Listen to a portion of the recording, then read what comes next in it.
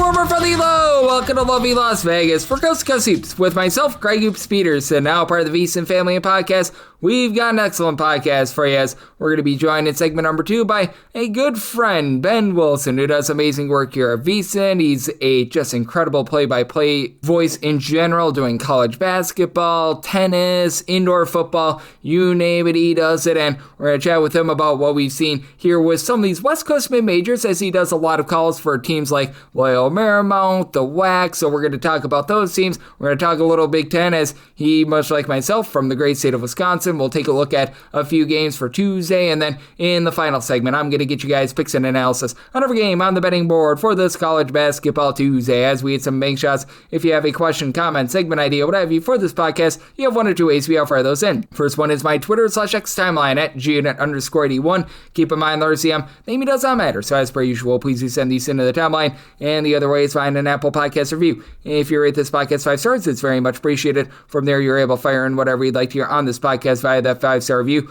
I did not get in any Twitter/X questions today, and it was not necessarily one of the biggest slates that we've had in college basketball this season on Monday, but we had a fun one. Let's take a look back at it, try to find some trends, and try to get to know these teams a little bit better. Games from yesterday is Greg buzzing about. Here is the rowdy recap. Every team in action was on the extra games board, but Howard, they continue to be rock solid. They take it to Delaware State 84-58, as for Howard, they go 5-15 from 3, and their main guy wasn't even necessarily great in this game. Bryce Harris, in just 21 minutes, he only had 6 points, so they were able to do it with a relatively pedestrian effort there. They win the rebound battle 36-22. Delaware State shoots just 37% from the floor, and Delaware State lost the turnover battle 15-9, and this has been a Howard team that just over the last few seasons, they've been very offensively based. They haven't been able to give you a lot on defense, but they become now a top 100 team in terms of points allowed on a per possession basis, so that was a relatively good result for them, and they've been a pretty profitable team out there in the MEAC. Right now for this Howard team, with that cover, they now find themselves 9-6 against the spread, though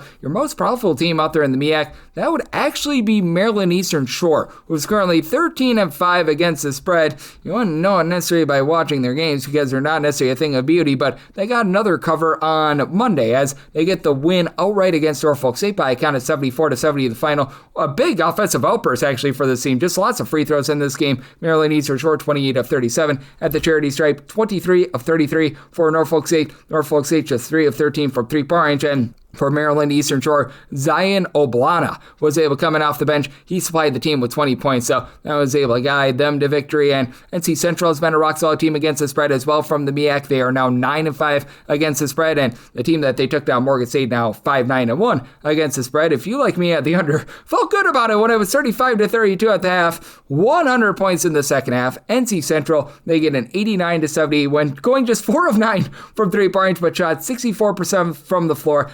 Lots of free throws on Monday, 25-33 at the charity stripe for NC Central. And for Morgan State, Alfred Worrell was able to give the team 29 points, but you had for this NC Central team a nice performance out of Corey Carvey. He was able to supply the team with 21 points, and for NC Central, they did a nice job winning that turnover battle as they won that 11-9. And if you're taking a look at the SWAC, as we saw a lot of SWACtion on Monday, it's really been a great year for Prairie View. 9-3 against the spread. They went up against Arkansas Pine Bluff on Monday, where total was in the high 160s, and it came nowhere close to it. But Prairie View, they get the cover 73-61, the final. And for Prairie View, just 6 of 15 from 3 and 19 of 31 at the free throw line, but they win the turnover battle. That's the main thing for this Prairie View team. 14-7. They did a great job there, and surprisingly won the rebound battle as well. 42-37 as Corey Wells played Wells with 21 points, 10 rebounds.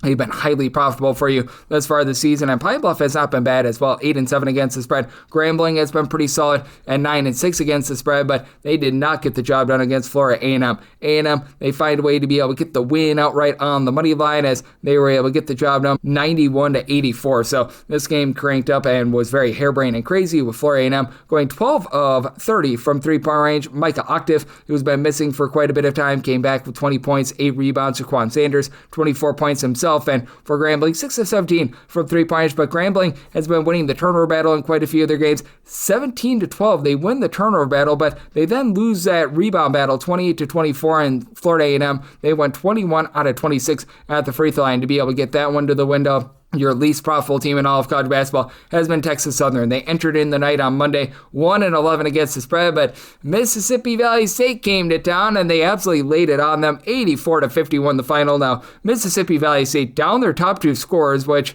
nobody had any idea of. Like, I took the points with Mississippi Valley State, and I was very much surprised that they were without Daniel Mayfield, their top rebounder, and their top scorer, Michael James. So that hurt this Mississippi Valley State team, who they lost the rebound battle 36-32. And they let Texas Southern, who's been awful with their three-point shooting, go 17 out of 33 from three-point range, with Zatarius Moultrie coming off the bench for 22 points. So that was a little bit less than tremendous. And Mississippi Valley State now 8-9 against the spread. They actually have not been the world's worst team against the spread this season. Out there in the Patriot League, you had a fun one between Navy and American, and nothing says clothing like American Eagles. But that said, for American, they get the job done, 65-51. The final, first loss in Patriot League play for Navy, as Navy was just cold on this day. Shot 33% from the floor, 15 out of 46. Meanwhile, for American, 8 of 37 from three-point range, but won the rebound battle 42-35. They did a solid job on that turnover battle, 14-7, as well as Greg Jones, great name, 23 points. That was a nice cover for them, for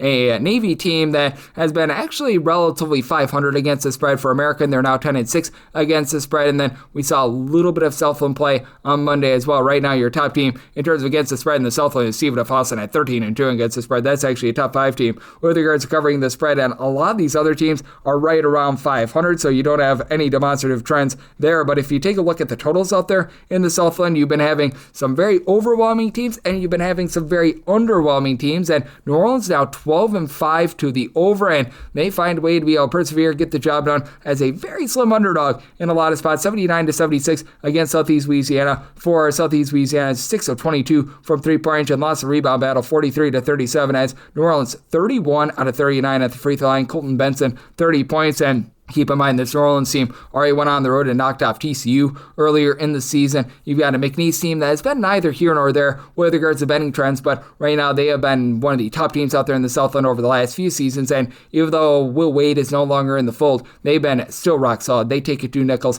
94-68 the final. Nichols does go 12 of 33 from three, but for McNeese, how about 11 of 23 from the outside? Larry Johnson, no relation to the running back for the Kansas City Chiefs, 24 points, 10 rebounds.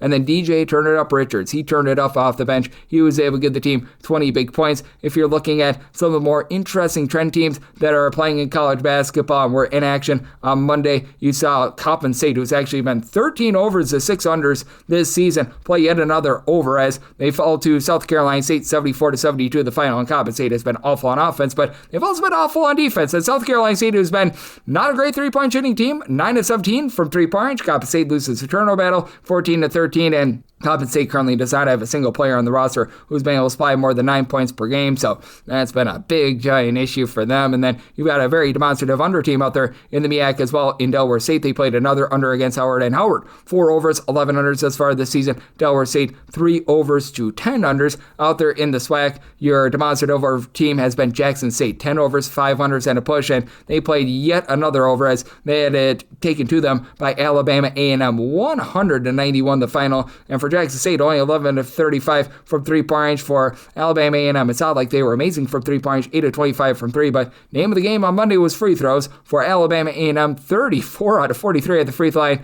Jackson State was 24 out of 31 at the free throw line. Kadavius Dozier, how about 31 points? So he was a bulldozer for Alabama A&M on that day. And getting back to Navy for a second, they are now 4 overs to 12 unders. They were one of your best under teams that were in action on Monday as well. And if you're looking trend-wise at what we're getting in college basketball right now, it has been a little bit more of an underwhelming season, especially over the last week. Overall for the season, unders are hitting at about 50.3%, 1,396 unders to 1,382 overs, and the underdogs are starting to bark, hitting at over 50.5%, 1,406 and 1,371 against the spread. And in the last 7 days, the underdogs hitting at a clip of right around about 53.5%, 170 and 148 against the spread. And over the last 7 days, 163 unders, 155 pushes, and a few pushes along the way for a 51.3% hit rate to the under. So that's what we're seeing in college basketball right now, and that's what we're all getting trend-wise. Coming up next, how about if we do check in with our good friend in Mr. Ben Wilson, talk a little Big Ten,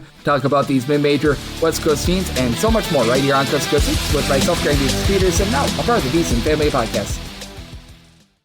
Side edge this college basketball season? Well, VSiN experts use CBB Analytics, the most comprehensive college basketball analytics platform in the world. See injury impact, on and off data, clutch time performance metrics, first versus second half splits, and so much more. Utilize the promo code of VSIN, that is VSIN, to get $30 off and find your betting edge over at cbbanalytics.com. That is cbbanalytics, all one word.com. For anyone that is new to VSiN, well, I wish you a friendly hello. This is an attention to anyone that is new to VSiN because you're able to get some free stuff with our daily newsletter. It's a great way to catch up on everything that's happening in the sports betting world. It's delivered straight to your inbox every single morning. VSiN's newsletter offers picks, data, strategies for the day's betting menu, and so much more. Sign up for free today over at VSiN.com/newsletter. That's VSIN.com/newsletter, and start receiving your free newsletter tomorrow morning. That is VSIN.com/newsletter. Stay ahead of the game and bet smarter with VSiN.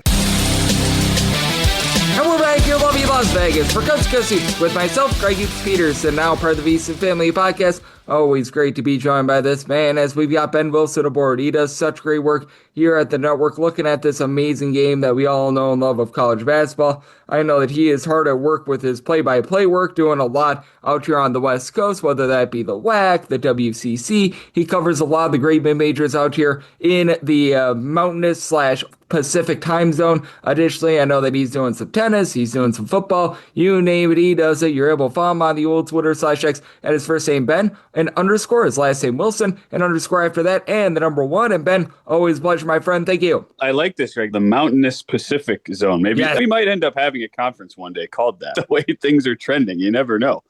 Yeah, I forget the name of the new the WAC conference that is going to be coming out the next year, but that is one that is going to be interesting. And you know what, with conference realignment, that'll be a lot of fun. But that said, in terms of what we've been getting this year, I know you have been covering a lot of those teams in more of like the Mountain West Conference, the WCC, the WAC, and just what have you made out of these teams? Because I feel like a lot of these mid-majors out here on the West Coast have not gotten a lot of love this year, and it's been a little bit down for the Mountain West. I think that's hurt them a little bit, but I feel like there's been some solid basketball to be played, and some of these teams like a Portland State, for example, have been able to make you some really good money. No, there certainly have been. I think one reason why maybe those teams aren't getting the respect is that and this could be partly due to the portal or other factors. You never want to boil it down to one thing, but I think a lot of these teams that maybe fans generally know that are solid mid-majors, they've looked a little bit different this year. And St. Mary's is a good example of that. I mean, when's the last time you can remember, Greg, that St. Mary's had a better offensive rating than defensive rating? I mean, it seems like that just has never existed under Randy Bennett. And I mean, they've still been a traditionally slow tempo,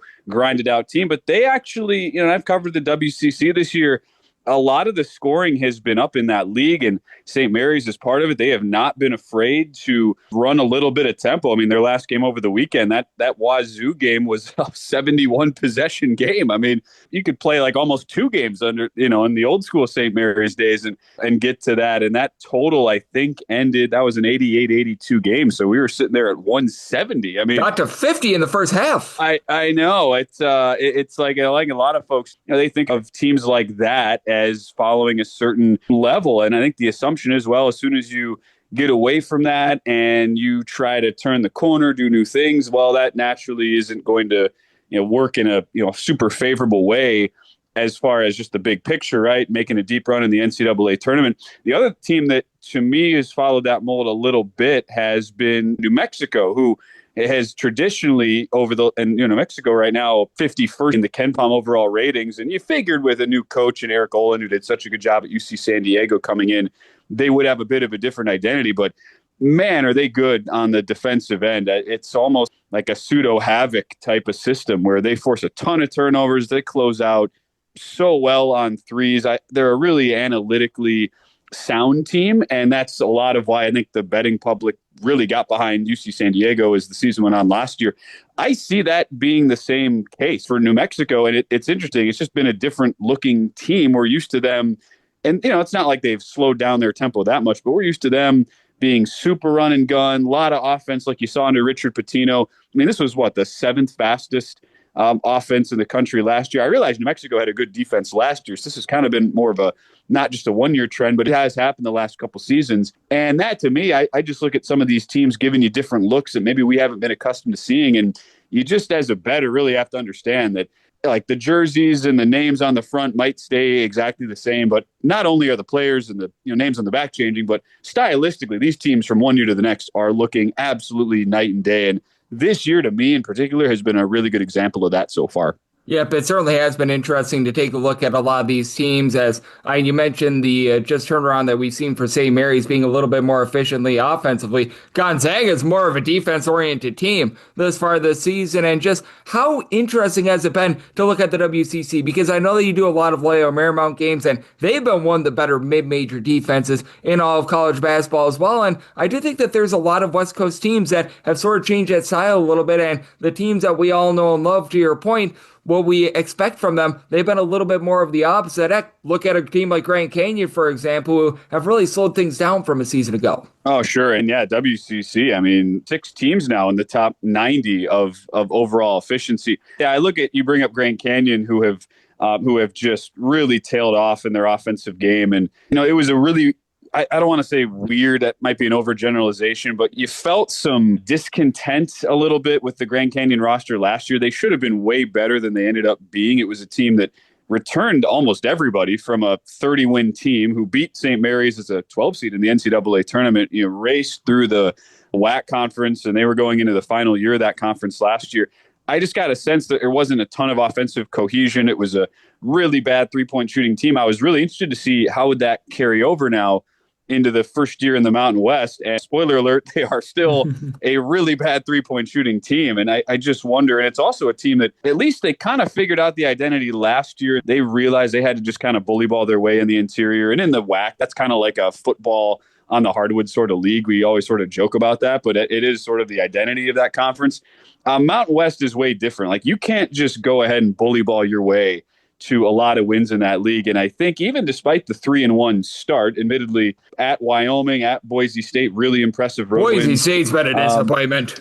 Yeah, no, for sure. It's a win that, right, by 17 on the road, has been part of this Boise State regression here over the last couple weeks. But I still look at Grand Canyon and go, okay, the defense is good. They do a good job, boxing out on the glass. I can tell Bryce Drew wants to establish that identity moving into a much more physical league, but man, how much of that can you really get away with when you just can't score the ball? And we're so early in conference play. I mean, we're about to get in this slog where Grand Canyon has to go at New Mexico, who we just talked about. They'll get the best team in the league, Utah State, coming to their place over the weekend, and San Diego State at home. So it's not like the WAC where, and I've covered the WAC a lot here the last 5-6 years. It's not like that's a league that, you can take nights off up and down the schedule, but it's definitely not one where, like, basically every night outside of the, Air Forces and San Jose States of the world, you're in for just an absolutely super gruesome battle in the trenches. And that's where a team like Grand Canyon, they kind of fit the profile of like a good bet on team, maybe early in conference play. I'm just not sure how the bodies are going to hold up as you get into the latter half of that conference slate with how limited the offense has been, despite all the experience that they brought in the portal this offseason. Yep, I do think that it's going to be interesting to take a look at those teams. Grand Canyon seems to be doing a great job on defense. To your point, the offense has been leaving a whole heck of a lot of something to be desired, so we'll see if they're able to sort that out a little bit. But a lot of teams that are a lot of fun out there in the West Coast. But Ben, we are both men that are from the great state of Wisconsin, and we're going to have ourselves plenty of Big Ten action on Tuesday. And just how have you been deciphering this Big Ten conference? Because going into the weekend, it was very clear that Michigan was that number one team, but the Badgers go on the road as a over 18-point underdog. They get the job done, and now it appears as though we've got really, I would say even a Big Five. Illinois getting the win on the road against Iowa. Nebraska is still undefeated. Nobody wants to give them credit whatsoever. Purdue, Michigan, Michigan State. It just appears as though the Big Ten has not really just one or two good teams. It just appears as though they've got a big giant tier number one where we thought that coming into the season it was going to be Purdue and Michigan being those top two teams, but I feel like the depth for this conference is actually a whole heck of a lot better at the top than a lot of people expected. No doubt about that, and what that really leads itself to, in my mind, is a lot of, not that you blindly do this as a handicapper, but I think there's going to be a lot of zigzag that goes on in the regular season this year. And that's not to say you just blindly do it, but if Wisconsin's going to hit 15 threes every night, then sure, they can be a legit top 5 team. But we watched them through most of December be unable to do that. It was the exact opposite. And saw how uncompetitive they were in games where you figured much better. In the Villanova game, which went to overtime, and the way they really didn't have an answer down the stretch against Purdue and losing by 30 at Nebraska. So even these second-tier teams, I mean, I really appreciate what a team like Minnesota is trying to do under Nico Medved, who I get to cover in the Mountain West all those years at Colorado State. Like their defense, I think the principles are really sound. They do a really good job with ball distribution. I think it's a smart offense. It's just, the shooters haven't done enough, and they've gotten a lot of good 3-point looks. They just haven't hit them. But that's a fascinating matchup, right? Where it's Wisconsin off this mega win, Minnesota off just a gutting loss over the weekend in overtime against USC.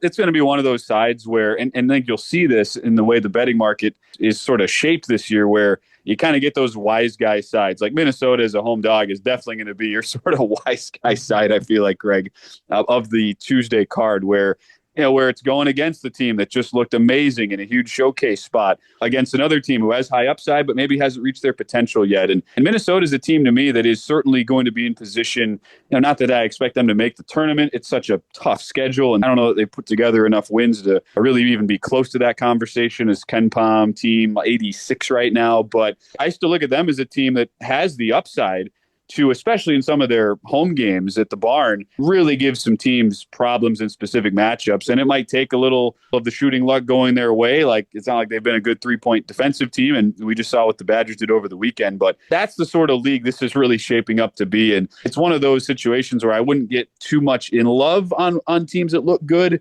or too much completely writing off at least these sort of first to second tier teams who have upside, who might not look good in spurts just because of how deep the conference is top to bottom.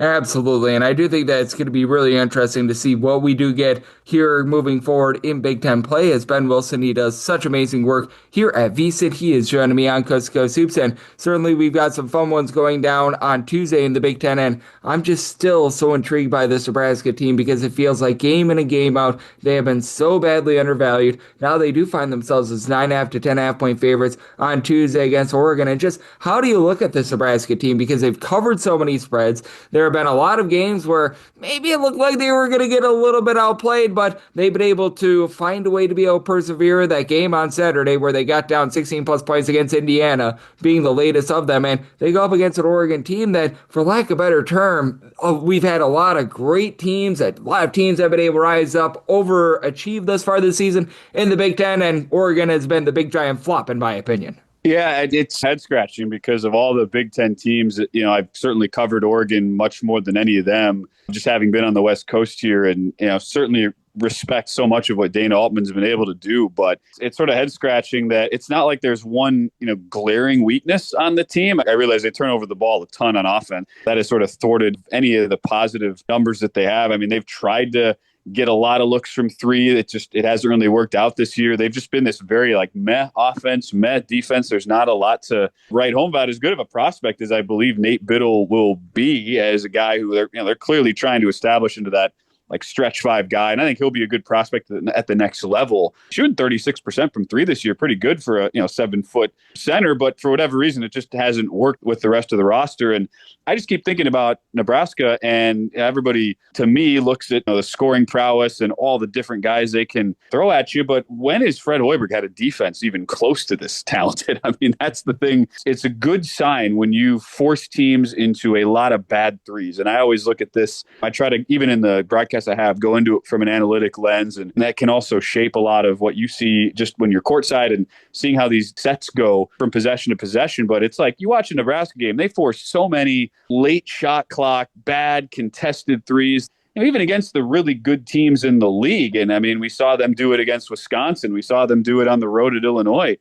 No matter how good your shooters are, even if you're trying to jack up a lot of threes, when you have that defensive umbrella system almost, and you also have the ability on the interior to mitigate that risk and you don't give up a lot of easy buckets on the inside, both of those things Nebraska does really well. It's kind of a numbers game at that point. And unless a team is just otherworldly hot, which I'm sure that'll happen, at times throughout the year, like they're going to have to go to Michigan at some point. They will have some very tough road games still to come at Iowa, and they'll have games against USC and Purdue and Illinois still to come here.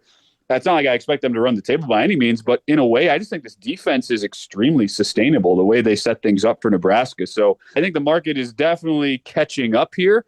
Is it completely 100% caught up? I don't know. I mean, if they go out and wax Oregon by double digits, which that would not surprise me, I definitely feel like you'll still have another tick or two up as far as the power rating goes on Nebraska. Yep, with Nebraska, it just feels like every single term they've been undervalued, and time again, they just continue to be able to get the job done. And Ben, is there anything else that's standing out to you for Tuesday? Because you did talk a little bit about that Wisconsin-Minnesota game. We're also going to be having Indiana versus Michigan State. Going to be interesting to see how Indiana tries to bounce back as well. And a lot of the big boys are on Tuesday because they were certainly not playing on Monday, to say the least. But anything else that's really standing out to you? I would just go back to the Mountain West slate for Tuesday. Kind of fascinating. And you mentioned how Boise State has just been a disaster. They're playing UNLV. I do not know what to make of this running Rebel squad. In a lot of ways, even though it's a new coach in Josh Pastner, it's kind of mirrored what the running Rebs have been. And when I covered them a lot more when Kevin Kruger was the head coach, and it was a very Jekyll and Hyde team, look good one night, look good for a game or two and then struggle for 3 or 4. But the fact that the, running Rebel, they've had some of these spots. I mean, they win at Stanford. They went to Memphis. It's like if it's a up-tempo game, they have felt so comfortable playing in that style. But there are other certain matchups. I mean, getting waxed, not like Wyoming's a bad team, but to, lose by 32, the way they did give up 98 to Wyoming on the road, and they lose again the other night against Colorado State. I just wonder, even though they're home here against Boise State, it's a UNLV team that really loves to run. They draw a lot of free throws. They draw a lot of contact. They've been such a bad three-point shooting team. And for, the one thing Boise State's at least done a good job of is, they crash the glass pretty well. They rebound solidly, don't commit a ton of fouls, defend the three well. Like if there was ever a time for Leon Rice, I mean, it seems like whenever we've written those teams off, they find a way. And I get that there have been some really ugly losses, but let's keep in mind, you're coming off, a 5-game stretch now for Boise, where it was St. Mary's, Nevada on the road, New Mexico, at San Diego State, the crazy triple overtime game, at Grand Canyon and Utah State. All very respectable teams. This could be the ultimate buy low spot here. And at least, you and I, having been based in Vegas for so long, we know there's really not much of a home court when it comes to the Thomas and Mack. And it's sad. I'd love for it to get back to being packed every night. I know Josh Pastner's trying to get it that way, but Boise's had so much success going into Vegas the last few years, whether it's the regular season, the Mountain West tournament. I wonder if this is kind of the hold your nose play and lay a short number on the road here with Boise finally getting back and using that defense, using that slow tempo to kind of control the pace here and get back to winning ways. Yeah, it has been a rough season, to say the least, for UNLV, and they just have not been able to find any sort of three-point shooting whatsoever, so that's been unfortunate. And for Boise State, they did play that wild triple overtime game on the road against San Diego State as well, so they have actually done a relatively okay job on the road. At home, they lost to a team that is at the Division II ranks and is based in a strip mall, so it's been all over the place for both of those teams. Has not been great, to say the least. The opposite of you, Ben, because you do an amazing job. You are doing a little bit of everything and are such a wealth of knowledge when it comes to college basketball. So let the good people at home know it's all on tap for you and how people can follow along on social media and other platforms. Yeah, appreciate it as always. Great to join you here. I'm at Ben_Wilson_1 doing WCC hoops here in the regular season, and then I'll have the WAC postseason tournament. Pretty much all those games, with the exception of maybe 1 or 2 that get picked up nationally, will be ESPN Plus. Seems like on the 150 or so games you have to comb through. Just look for WCC or WAC. There's at least like a 25% chance I'll be on one of those. So take your shot. Maybe I'll be on one of them. Absolutely. And I know that there are some places that publish the announcer schedules as well. Just search for Ben Wilson on one of those and it will come up. And he is doing an incredible job with his play-by-play work, deciphering this game, and so much more. So big thanks to Ben for joining me on Cuz Heaps, now part of the VSiN family podcast. And coming next, it is that time of the podcast to give you picks and analysis on every game on the betting board for this college basketball Tuesday as we hit some bank shots.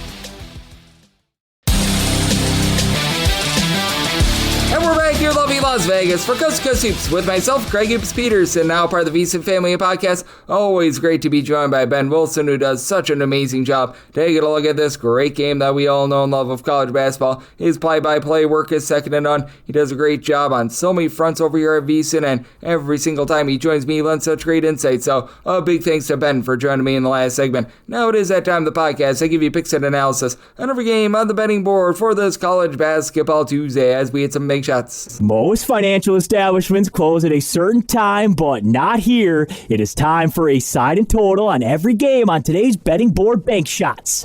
Do note that as per usual, any changes that are made to these plays will be listed up on my Twitter/X feed at @G_81. Very simple here. We're going to be going in time order. I believe that Northern Illinois versus Eastern Michigan was left off the normal Las Vegas betting board. Not quite sure why, but I will hit that game at the bottom without numbers because for some reason the bookmakers forgot that these two teams are playing on Tuesday, but Pat said everything is in time order. Let's get things started. 6:01, 6:02 on the card. It is Villanova, and they are going to be on the road against Providence. Providence is looking to fry up Villanova's home underdog of 2.5 points. It's on this game 158.5 to 159.5, and I like Providence here on the money line. I did set them as a 1-point favorite. Now, for Providence, the defense has not been great, to say the least. Currently 239th in the country in terms of points allowed on a per possession basis, but 25th in opponent's 2-point shooting percentage at home. They've got Oswin down low, can't pronounce his last name, but Oswin has been able to give you about 3 blocks per contest. Not the world's worst rebounding team as well. They've been a top 175 team with this regard. They are allowing a lot of second and third chances, and you do have Duke Brennan on the flip side for Villanova has been able to do a really good job for them.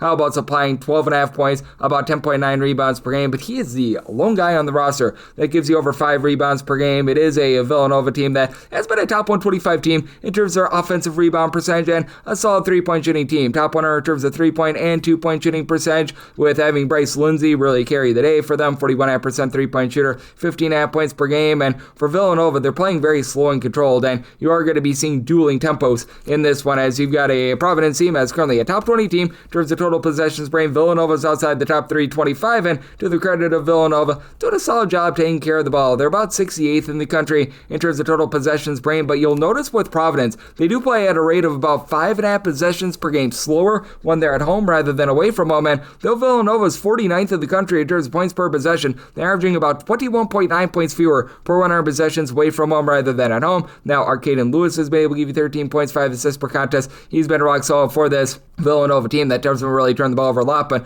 Providence is not seeking out turnovers. They're looking to guard the inside a little bit more. Now, both of these teams have been brutal with their 3-point shooting percentage defense. Providence, right now, well outside the top 325 in all of college basketball, and for Villanova, they have been outside the top 250 themselves. And I do think that Providence wins out here with Jason Edwards, Jalen Sellers, combining for about 32.5 points per contest. Sellers has been able to shoot 42% from 3. You've got Jameer Jones right now, so shooting 61% from 3. Very small sample size, but he's been able to supply about 11 points per contest. You've also been able to have Ryan Mella be able to give you about 8.6 boards, pair of assists per contest. Providence, they themselves have done a pretty solid job being a top 125 team in terms of their overall ball security, and recognize that for Providence, it has been less than savory for them on defense, but I do think they find it here against a Villanova team that is very slow and controlled, and I do think that the backcourt play of Providence does win out, and in a tight spot, this Providence team, top 25 team in the country, shooting 77.7% at the free throw line. So Providence is a 1-point favorite. I like them on the money line. I like that under semi-total at a 153. 603, 604 on the card. Kent State is going to be on the road against Buffalo. Let's go Buffalo as a underdog here at home of 1.5 points to 2 points. Total on this game, 163.5 to 164.5, and I did set a total here of a 157.5. I like the under. Once again, you're going to have dueling tempos in this game. Kent State is 11th in the country in terms of total possessions per game. Buffalo is 310th, but this has been a Buffalo team that has been absolutely tremendous with the possessions that they've gotten. How about 44th in the country in terms of points scored on a per possession basis, and Kent State is 84th, but you'll notice this with Kent State. They are very much a team that sort of lives and dies with the 3 ball, and for Kent State, they have been pretty incredible thus far this season. 65th in the country in terms of 3-point shooting percentage, 40.8 30.8% at home, 29% in a road/neutral venue. And this has been a Buffalo team that legitimately has been solid with their three-point shooting defense. Teams shoot 32% from distance against them. That's a top 125 mark in all of college basketball. They've been a top 225 team in terms of generating turnovers. And Daniel Freitag, I think, is going to win Buffalo this game. He shoots 39% from three, 19.5 points, 4.5 rebounds per game. It's a Buffalo team that has been able to do a relatively solid job in terms of not allowing a bunch of second and third chances. Now, they themselves well outside the top 200 in terms of their offensive rebound percentage, as right now you've got pretty much one guy in the roster that gives you over 4.5 rebounds per game. That'd be Freitag, but then you've got someone like a Noah Batchelor who's able to give you 7 points, 4.5 boards. This is a good job flowing things for this team. Tim Oba has been able to give you 8.5 points, 4 rebounds. So they've got a few nice low post presence, and then Ryan Sable, he's been able to give you 17 points. He throws in their 40% three-point shooting. Angelo Breezy has been able to shoot 38% from the outside, and Kent State is going to have the dominator down low. You've got Delreco Gillespie right now give you 19.5 points, 12.5 rebounds per game. That has been tremendous, and reason why Kent State has risen up from being outside the top 300 with their three-point shooting percentage last year to being so good this year is the return of Morgan Sanford, shooting 38.5% for three, 15 points, 5.5 rebounds per game. But for this Kent State team, what they do a bad job of is being able to take care of the ball. They've been turning the ball over well over 14 times per contest, despite Sion Medley being able to give you over 4.5 to 5 assists per contest, and he's been relatively efficient with the ball, but 287th in the country with regards to turnovers on a per possession basis. That goes up to 334th away from home. And with this Buffalo team, I do think that they're going to be able to do a relatively solid job of not allowing second and third chances. Now,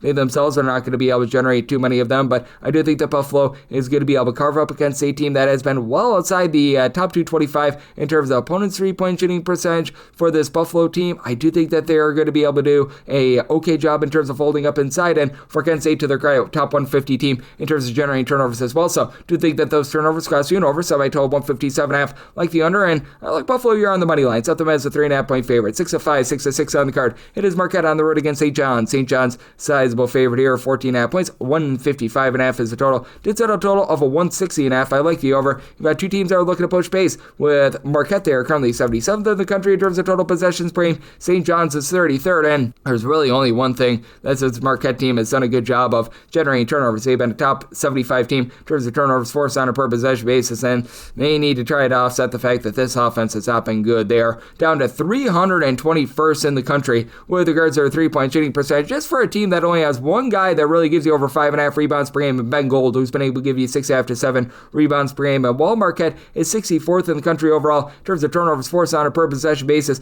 well outside the top 225 when they're away from home, and St. John's is much better with this regard. It's a St. John's team that's out 36th in the country in terms of turnovers forced on a per possession basis. Marquette is not even doing the world's greatest job of taking care of the ball themselves, as they just need to give Chase Ross some help at this point, and they need to, actually utilize the transfer portal. Shaka Smart, and for Chase Ross, 15.5 points, 4 boards, 3 assists. He only shoots 26% from 3. And then Nigel James, 13.5 points. He shot 39.5% from 3. He's the only of their top 5 scorers that are currently on the roster, as Zayd Lowery left the team, that is shooting above 32.1% from the outside. You've been able to get some okay production out of Royce Parham, 10 points, 4.5 boards, but again, not a guy that's going to really light you up from 3-point range. For Marquette, they're also outside the top 275 in terms of their 2-point shooting percentage. Surprisingly, a top 125 team in terms of their offensive rebound percentage, and this St. John's team has been outside the top 150 in terms of defensive rebound percentage, despite the fact that they have been so good down low. Zuby Ejiofor, he's been able to give you 7+ rebounds, like 2 blocks, 15.5 points per contest. He also throws in their 3 assists per game as well now, but in the overall versatility, I think is going to get to this Marquette team, as you've got Isaiah Sellers, Jusan Sadan combining for about 20.5 points. Both shoot 40% from 3-point. Gene Jackson is able to shoot 37% from the outside. St. John's really needs to try to find that true point guard, but again, with this Marquette team, they're not even doing a great job in terms of being able to guard the perimeter at this point. It really falls off a cliff away from them. They're outside the top 225 in terms of opponent's 3-point shooting percentage, and I do think that this Marquette team that has been well outside the top 150 themselves in terms of defensive rebound percentage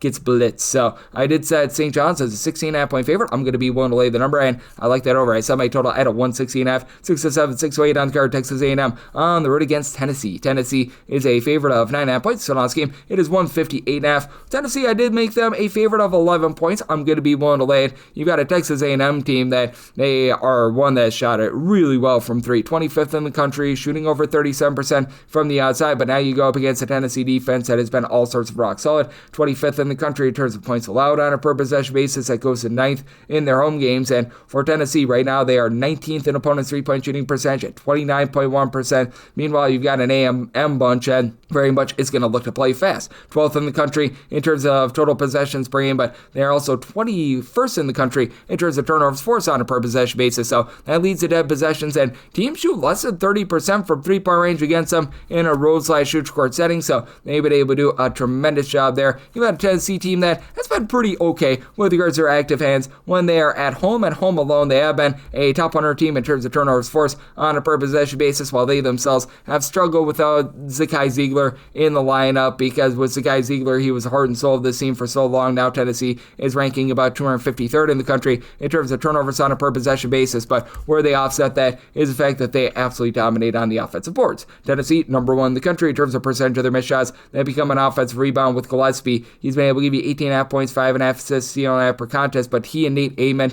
do combine for 5 turnovers per game, and Amon is only shooting about 29% from 3, but you've been able to get great production out of Jalen Carey with 9.5 points, 6.5 rebounds per game, and you really don't have anyone on the roster that gives you over 6.4 rebounds per game, but with this team on the boards, its whole is greater than the sum of its parts. Each of your top 5 rebounders over 4 rebounds per game. That it excludes Cade Phillips, who's been dealing with an injury over the last month or so, and for the Texas A&M team, they themselves are dealing with injury as Mackenzie Mbakpo is going to be out for the season, though Ruben Dominguez has really been able to pick it up, 13.5 points per contest, shoots 47% from three-point range for a team that really just utilizes a whole bunch of guys in general. They're up to now 10 different guys playing at least 12 minutes per game. Now, some of these guys like Zach Clemens, Ali Abdu-Diba, they haven't necessarily been able to do a ton for you, but still, you've got Rashawn Agee give you 13.5 points, 8.5 rebounds per game, and for the Texas A&M team, the biggest thing is holding up down low. They've been outside the top 200 with regards to opponents' two-point shooting percentage. Credit to the Texas A&M team. They've been a top 35 team in terms of free throw attempts on a per possession basis, so I do think that things are going to be a little bit sloppier in this game, but I do think that Tennessee is really going to cut off the Texas A&M team from three-point range, as A&M is a top 40 team in terms of percentage of their shots that come from three-point range, and I think that Tennessee wins out with their defense. At this line at 11, I'm going to be willing to lay with Tennessee, and I like the under. I set my total at a 153. 6-9, 6-10 on the card. It is Dayton on the road against Duquesne, and Duquesne is finding themselves as a home underdog here of 3.5 to 4.5 points. 152.5 is the total. I did set a total of 156. I like the over, as you've got a pair of teams that are playing much faster this year. Dayton is up to 152nd in the country in terms of total possessions per game, and for this Duquesne team, they're starting to slow down a little bit more, but still, they are 21st in the country in terms of total possessions per game. So we have seen a wild little bit of a reversal there, and with regards to this Duquesne team, the biggest thing is they've got to take care of the ball. 280th in the country in terms of turnovers on a per possession basis, and this has become a Dayton defense that has taken on a little bit of a new identity in the way that they gamble for turnovers. Dayton is one of the best teams that generate turnovers in all of college basketball. As a matter of fact,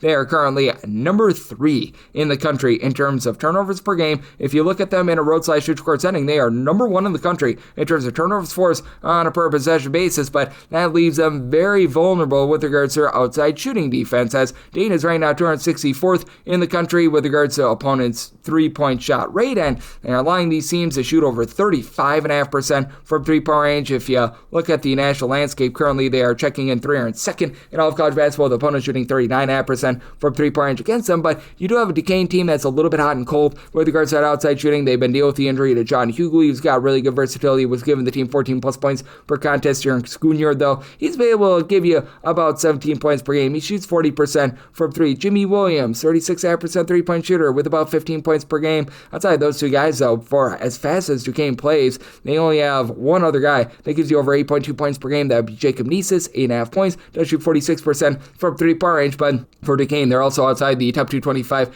in terms of offensive rebound percentage. They've actually been really good down low. They're a top 35 team in terms of their own two-point shooting percentage, and that's a big reason why I did set my line out of 4. So out of 4.5, I'm willing to take the points with Duquesne, even though they are going to lose that turnover battle, as you've got a Dayton team that they've been very pedestrian with their three-point shooting. As a matter of fact, outside the top 240 in all of college basketball, shooting about 32%. Javon Bennett has been strong, 16.5 points. He's been able to shoot over 90%. The free throw line gives you 3 assists per contest, and this Dayton team has been a top 125 team in terms of taking care of the ball, but also for Dayton, they're outside the top 300 in terms of offensive rebound percentage as well. They're not hauling in there those second and third chances. You've had Emil Latang at 7 feet tall give you about 13.6 boards, and he actually shoots 35.5% from 3. And Keontae Jones, 6'7" ish, he's been able to shoot 39% from 3, 9 points per game, and these are really your top 2 3-point shooters outside of Deshane Montgomery, who's been able to give you about 15 points per contest. But I do think that even though Duquesne is going to have some turnovers, I do think that they're going to exploit a Dayton team that just has not guarded the arc to save their lives, and I think that keeps them lively in a high-scoring game. Set my line at 4, so I have 4.5 plus. Won't take the points with Duquesne, and I'm in on the over. I set my total at a 156, 611, 612 on the card. It is Louisville, and they play us to Virginia, and Virginia does find themselves as a 2.5 to a 3.5 point underdog. 153.5 to 154.5 is the total, and for Louisville, I have them as a 4-point favorite. I'm going to be willing to lay it. I was leaning more towards them being like a 5.5 to a 6-point favorite, but the Ryan Conwell injury did have me adjust this line a little bit, mainly because he has been the top scorer for this team, and right now they're dealing with Mikael Brown being out of the fold as well, so that has helped them out. Now, London Johnson is going to be burning his red shirt, and he should be good to go. He's a G League guy that I don't know what to expect out of him because these G League guys have been a big giant flopperoonie thus far, so he didn't make too much of an impact to the line for me. But Conwell, he's been able to supply the team with about 20 points, 4 boards, 2.5 assists per contest, and has really been able to light it up for a Louisville team that's been very well rounded. For Ryan Conwell, shooting about 37.5% from 3-point range. And while he hasn't been completely ruled out for this game, it seems very, very unlikely that he's going to be playing. So that means that Isaac McNeely is going to need to step up. And he's been able to shoot 38% from 3, 11.5 points per contest. And we saw the Louisville defense without Conwell, along with, as well, Mikael Brown, do actually a really good job defensively against Boston College, albeit it's a Boston College team that has not been very good offensively, to say the least. But this is a Louisville team that I don't think is really going to take a step down in terms of their defense. They're currently 22nd in the country in terms of points per possession allowed. And this is a Virginia team that they themselves are 28th in the country in terms of points per possession allowed, and it's a Virginia team that has been playing at a relatively mid-tempo, 218th in the country in terms of total possessions per game, but a very warped number because they played that triple overtime game against Virginia Tech. If you look at possessions per 40 minutes, they're probably closer to about 240th, and Louisville currently 65th in terms of total possessions per game. I would expect them to be slowing down a little bit without Conwell in this game, but I did still set my total at a 156, mainly because I do think that Virginia is going to continue to do a great job of executing on offense. This has been one of the best teams in all of college basketball in terms of being able to grab second and third chances. For Virginia, 6th in the country in terms of offensive rebound percentage, with Thaddeus Ritter being able to give you 15 plus points per contest, throws in there 7 rebounds per game, and then you've had Jonas Grunlow down low, do a solid job. He gives you about 11 points per contest. Not a guy that's going to light it up from 3-point range, but multiple blocks, 5 plus rebounds per game. Virginia overall is 11th in the country in terms of points per possession, and I don't think that Louisville falls off a cliff without Conwell. They're still about 23rd in the country in terms of points per possession, but certainly it does hamper them a little bit. I still did set them as that 4-point favorite, though, because this is a Virginia team that, with regards to their overall defense, they're not going to put you under duress. They're outside the top 200 in terms of turnovers forced on a per possession basis. They themselves a top 80 team with regards to being able to take care of the ball. Virginia very good on the inside. They have been a top 15 team in terms of opponents' 2-point shooting percentage, a top 10 team in terms of shot blocking, with Ogana Onyesu being able to give you 6.5 points, 4 boards, 2.5 blocks per contest, with Grunlow also throwing in there about 2.5 blocks per game. But I mean, for this Virginia team, they're going to be relying upon Malik Thomas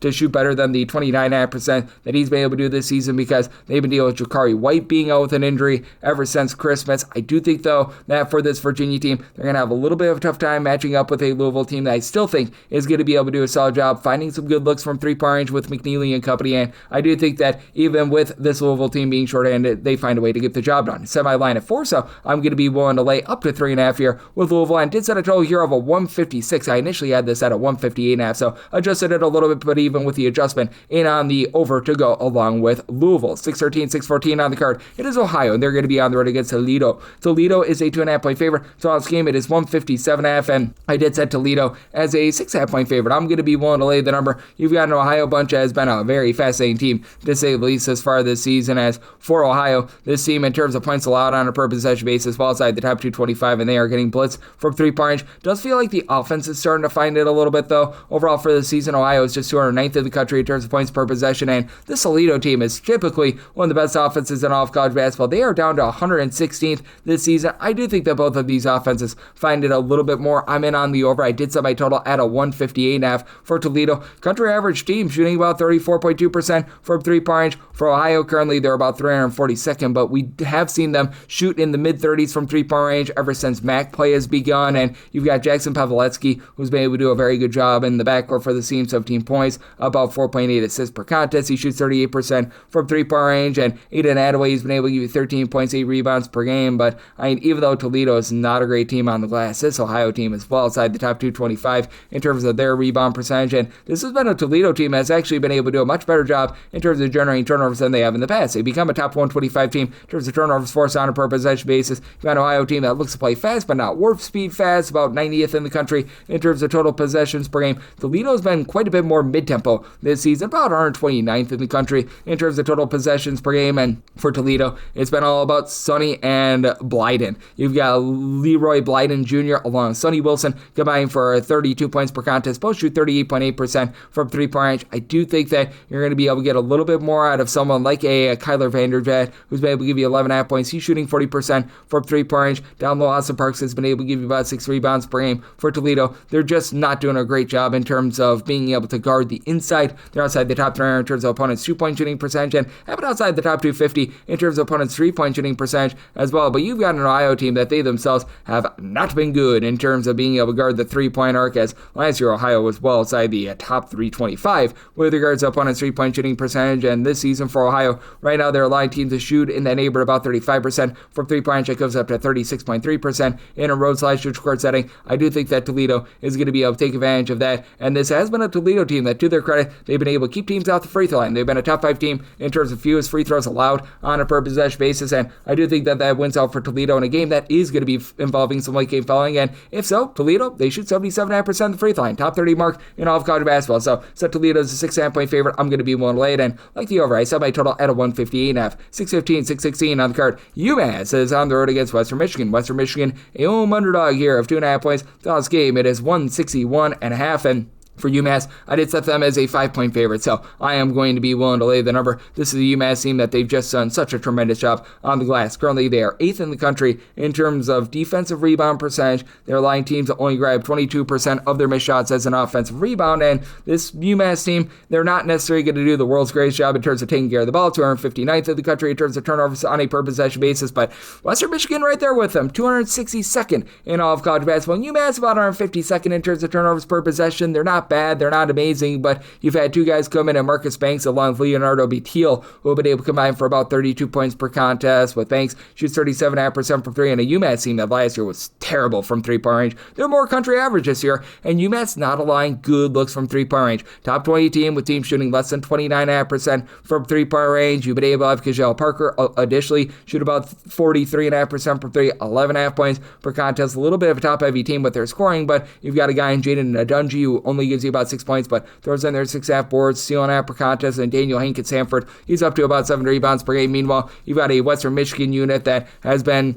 a little bit better with their three-point shooting as well. Last year, they were actually dead sinking last in the country with regards to home three-point shooting percentage. Now they're just a little bit below country average at about 33.5%, with Jalen Griffin leading the way, being able to give you 15.5 points, shoots 40% from three-point. They are getting back Justice Williams as well. Williams was a nice double-figure scorer 2 seasons ago over at Robert Morris, so with injury all last season, a former top 350 recruit of LSU, he should be able to breathe a little bit of life into this offense as well, but that said, this is also a Western Michigan team that they are getting blowtorched down low. They're outside the top 250 in terms of their own two-point shooting percentage. They're outside the top 275 in terms of opponents' two-point shooting percentage. And that looms very large against a UMass team that they are very much looking to pile drive the ball down low. This UMass team is a top 55 team in terms of percentage of their shots that come from inside the three-point arc. You do have for Western Michigan a guy that I like him, Max Burton, who's been pretty solid on the glass, 7.5 points. He supplies the team with about 6.5 rebounds per game. And Jaden Brewer, 7.5 rebounds, 13.5 points per game. These guys have been able to do a solid job for a Western Michigan team that has been in the top 150 with regards to their own rebound percentage, but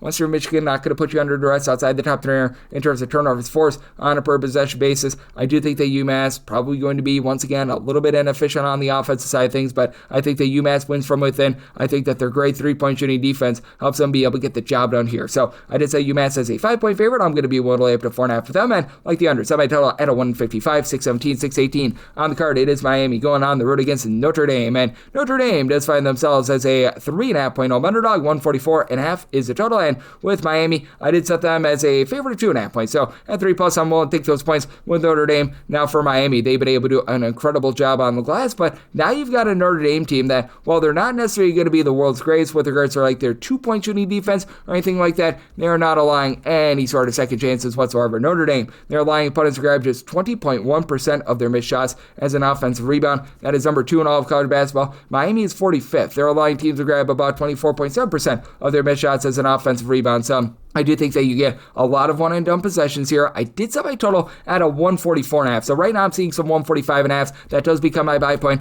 on the under. You do have a Miami team that's still looking to play at a pretty best pace in terms of total possessions per game. Right now they're checking in 81st in all of college basketball. Meanwhile, you've got a Notre Dame group that is looking to play very, very slowly. 323rd in terms of total possessions per game. For Miami, it's been all about Malik Reneau, about 20.5 points. He actually shoots 38% from three-point range, 6.5 rebounds per game. As Miami, they do shoot about 34.8% from three, just air above country average. Now they have been outside the top 225 in terms of opponents' three-point shooting percentage. They're much stronger down low with regards to their defense, and this is a Miami team that does a pretty good job in terms of taking away the ball. They've been a top 80 team in terms of turnovers forced on a per possession basis, but year in and year out, this has been a Notre Dame team that's been pretty efficient on the offensive side of things. They have become about 200th in the country in terms of turnovers on a per possession basis, and if you look in their home games and their home games only, they are outside the top 250 in terms of taking care of the ball, so that's a little bit of an issue, but I do think that they're still going to be able to get good looks from three as they shoot 41.6% from three-point range in their home games. That does rank in the top 25 in all of college basketball. And even without Marcus Burton in the fold, they've been able to get a lot out of Brandon Shrewsbury. Shrewsbury, nice off-the-ball guy that has been playing off of Jalen Harrelson, who's really been taking ownership of this offense with Burton being out of the fold. Harrelson, 15 points, 2.5 assists. Not a guy that's really going to give you any sort of three-point shooting, while Shrewsbury shoots 45% from three, 11.5 points per game. But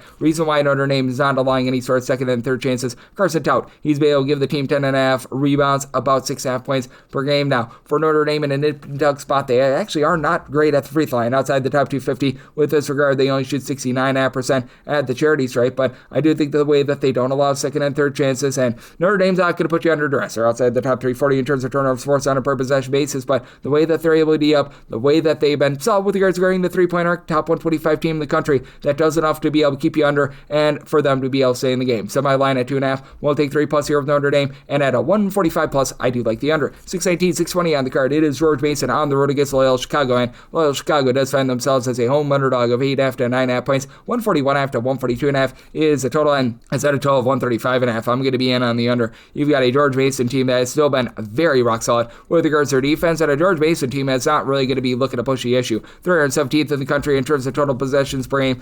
Loyola Chicago is even slower right now for our good friends in Loyola Chicago. 334th in the country in terms of total possessions per game, and man, it's just not great for this Loyola Chicago team. They looked a little bit better to begin conference play, but now they're back to stinking once again. 249th in the country in terms of points scored on a per possession basis. They're getting absolutely blasted on the glass, as for this Loyola Chicago team, they are currently, if I'm not mistaken, about 175th in the country in terms of overall rebound percentage, but well outside the top 225 in terms of defensive rebound percentage. George Mason, they're more around about 65th in all of college basketball in this regard, and you've got Jari Long for this George Mason team shooting over 44% from three. He's been able to supply you with about 11 points per game. Have to love Corey Mincy, the Presbyterian transfer, has brought to the table 17 points, 3.5 assists. He's shooting about 42.5% from three-point range for the George Mason team as well. A top 10 team in all of college basketball in terms of free throw attempts on a per possession basis, and they are not going to be under duress. They're going to be able to play their slow controlled style, because for Loyola Chicago, out of 365 teams, 365th in terms of turnovers generated per game. For George Mason, 60th in the country in terms of points allowed on a per possession basis. They've been rock solid down low, a top 80 team in terms of opponents' 2-point shooting percentage, and that affects a Loyola Chicago team that has relied quite a bit upon Miles Rubin for a lot of their production, as he does a good job down low at 6'10", about 10.5 points, 7 boards, multiple blocks per game, and Justin Moore has given you more with about 12.5 points per game. Now, helping out Loyola Chicago a little bit on offense is Xavier Amos. Missed the first 11 to 12 games of the season. He's been able to supply about 11.5 points, 4 boards, but only shoots about 30% from three, as well as Loyola Chicago outside the top 275 with their 3-point shooting percentage, outside the top 200 in terms of their 2-point shooting percentage. Not the world's worst in opponents' 2-point shooting percentage. They've been a top 150 team with this regard, but they're getting blasted from 3-point range right now. They are outside the top 275 in terms of taking care of the ball with 13 turnovers per game, and I think that George Mason goes out there, gets the job done on the road. I did set my line at a 9.5, so at a 9 or less, right now seeing an 8.5 out there, willing to lay with George Mason, and I do like this total under. I set my total at a 135.5. 621, 622 on the card. Boston College is going to be on the road against Clemson, and Clemson finds themselves as a good size favorite here of 16.5 to 17.5 points. Total open up at a 129.5. We're up to now a 132.5 to a 133.5, and with Clemson, I made them the favorite of 17.5 points. So at 16.5, I'm willing to lay it. This Clemson team is going to be playing very nice, slow, and controlled, as well as Boston College. Boston College about 256th in the country in terms of total possessions per game. Clemson is 304th, and Boston College team, they've actually been a team that's taking care of the ball. They're a top 75 team in terms of fewest turnovers on a per possession basis. They just can't shoot. They are 332nd in all of college basketball with regards to their three-point shooting percentage, 25.7% in a road/neutral court venue. That is outside the top 345 in all of college basketball in terms of that two-point shooting percentage. They're more around about 281st in all of college basketball as well. Now, Boston College has actually been able to do a very good job on the defensive side of things. This Boston College team is right now checking in 52nd in the country in terms of points allowed on a per possession basis. Bowden Kapke, he's standing 6'11", and he comes in from Butler, and he's actually been one of the better three-point shooters, sadly, for the team. 9 points, 5.5 rebounds. Right now, he's been able to shoot about 27% from three. Team as a whole shoots 29% from the outside. Luka Towns, he has been able to shoot about 44.9% from three-point, 6.5 points per game. And then you've got Fred Payne. He's able to give you about 14 points, shoots 35.5% from three. Donald Andis, that do-it-all guy, 15 points, 5 boards, a little bit over an assist per contest, but really doesn't give you any sort of three-point shooting. And to the credit of Boston College, they're not going to generate any turnovers outside the top three here in terms of turnovers forced on a per possession basis, but top 75 team in terms of both opponents' 2-point and 3-point shooting percentage, and they do rival this Clemson team just a little bit, as Clemson is outside the top 225 in terms of turnovers forced on a per possession basis, but they do a great job taking care of the ball themselves. Clemson top 25 team in terms of retaining the ball, and for this Clemson group, they've been a top 85 team in terms of both opponents' 2-point and 3-point shooting percentage, but this team is just much, much better in terms of executing in general, and this is a Clemson team that's a top 50 team in terms of defensive rebound percentage. You've got two guys in Carter Welling along with RJ Godfrey, combining for 11.2 rebounds per game, and it really is, with this Clemson team, just a big giant hole is greater than some of its parts collective, because you don't have a single guy on the roster that really gives you over 12 points per game, but you just have a lot of guys that have been really good contributors in general. As a matter of fact, how about 9 different guys between 5.4 and 12.2 points per game, with Godfrey being that main scorer, but then you have someone like a Dylan Hunter shooting 42% from three-point range. Even Efren Johnson, who only gives you about 5.5 points per game, he throws in there a pair of boards. He shoots in the mid-30s from three-point range. Clemson only shooting about 32.5% from three-point range, so they haven't been a flamethrower there, but this is just a Clemson team that in general is very, very balanced. If you look in terms of both points scored and points allowed on a per possession basis, top 65 in both regards, with being a little bit stronger on defense. They are 35th in the country in terms of points allowed on a per possession basis, and specifically in their home games, they do rank in the top 25, so do think that you get a bit of a slog of a game here. Somebody told 127.5. I'm going to be in on that under, and for Clemson, made them a 17.5 point favorite, so willing to lay up to 17 with them. 623, 624 on the card. Illinois, Chicago, UIC is going to be on the road against Northern Iowa. Northern Iowa is a favorite here of 7.5 points. Totals between 125.5 to 127, so wide range of totals here. I saw mine at a 127.5, so 127 or less. I'm going to be in on this total over. You've got an Illinois, Chicago team that's a relatively mid-tempo team. Right now, in terms of total possessions per game, they are checking in more in that neighborhood about 200th, and Northern Iowa is playing very, very slowly, 355th in the country in terms of total possessions per game. And for Illinois, Chicago, it's just a very fascinating team with the way that they're hitting the boards. They're a country average team, about 149th in the country with regards to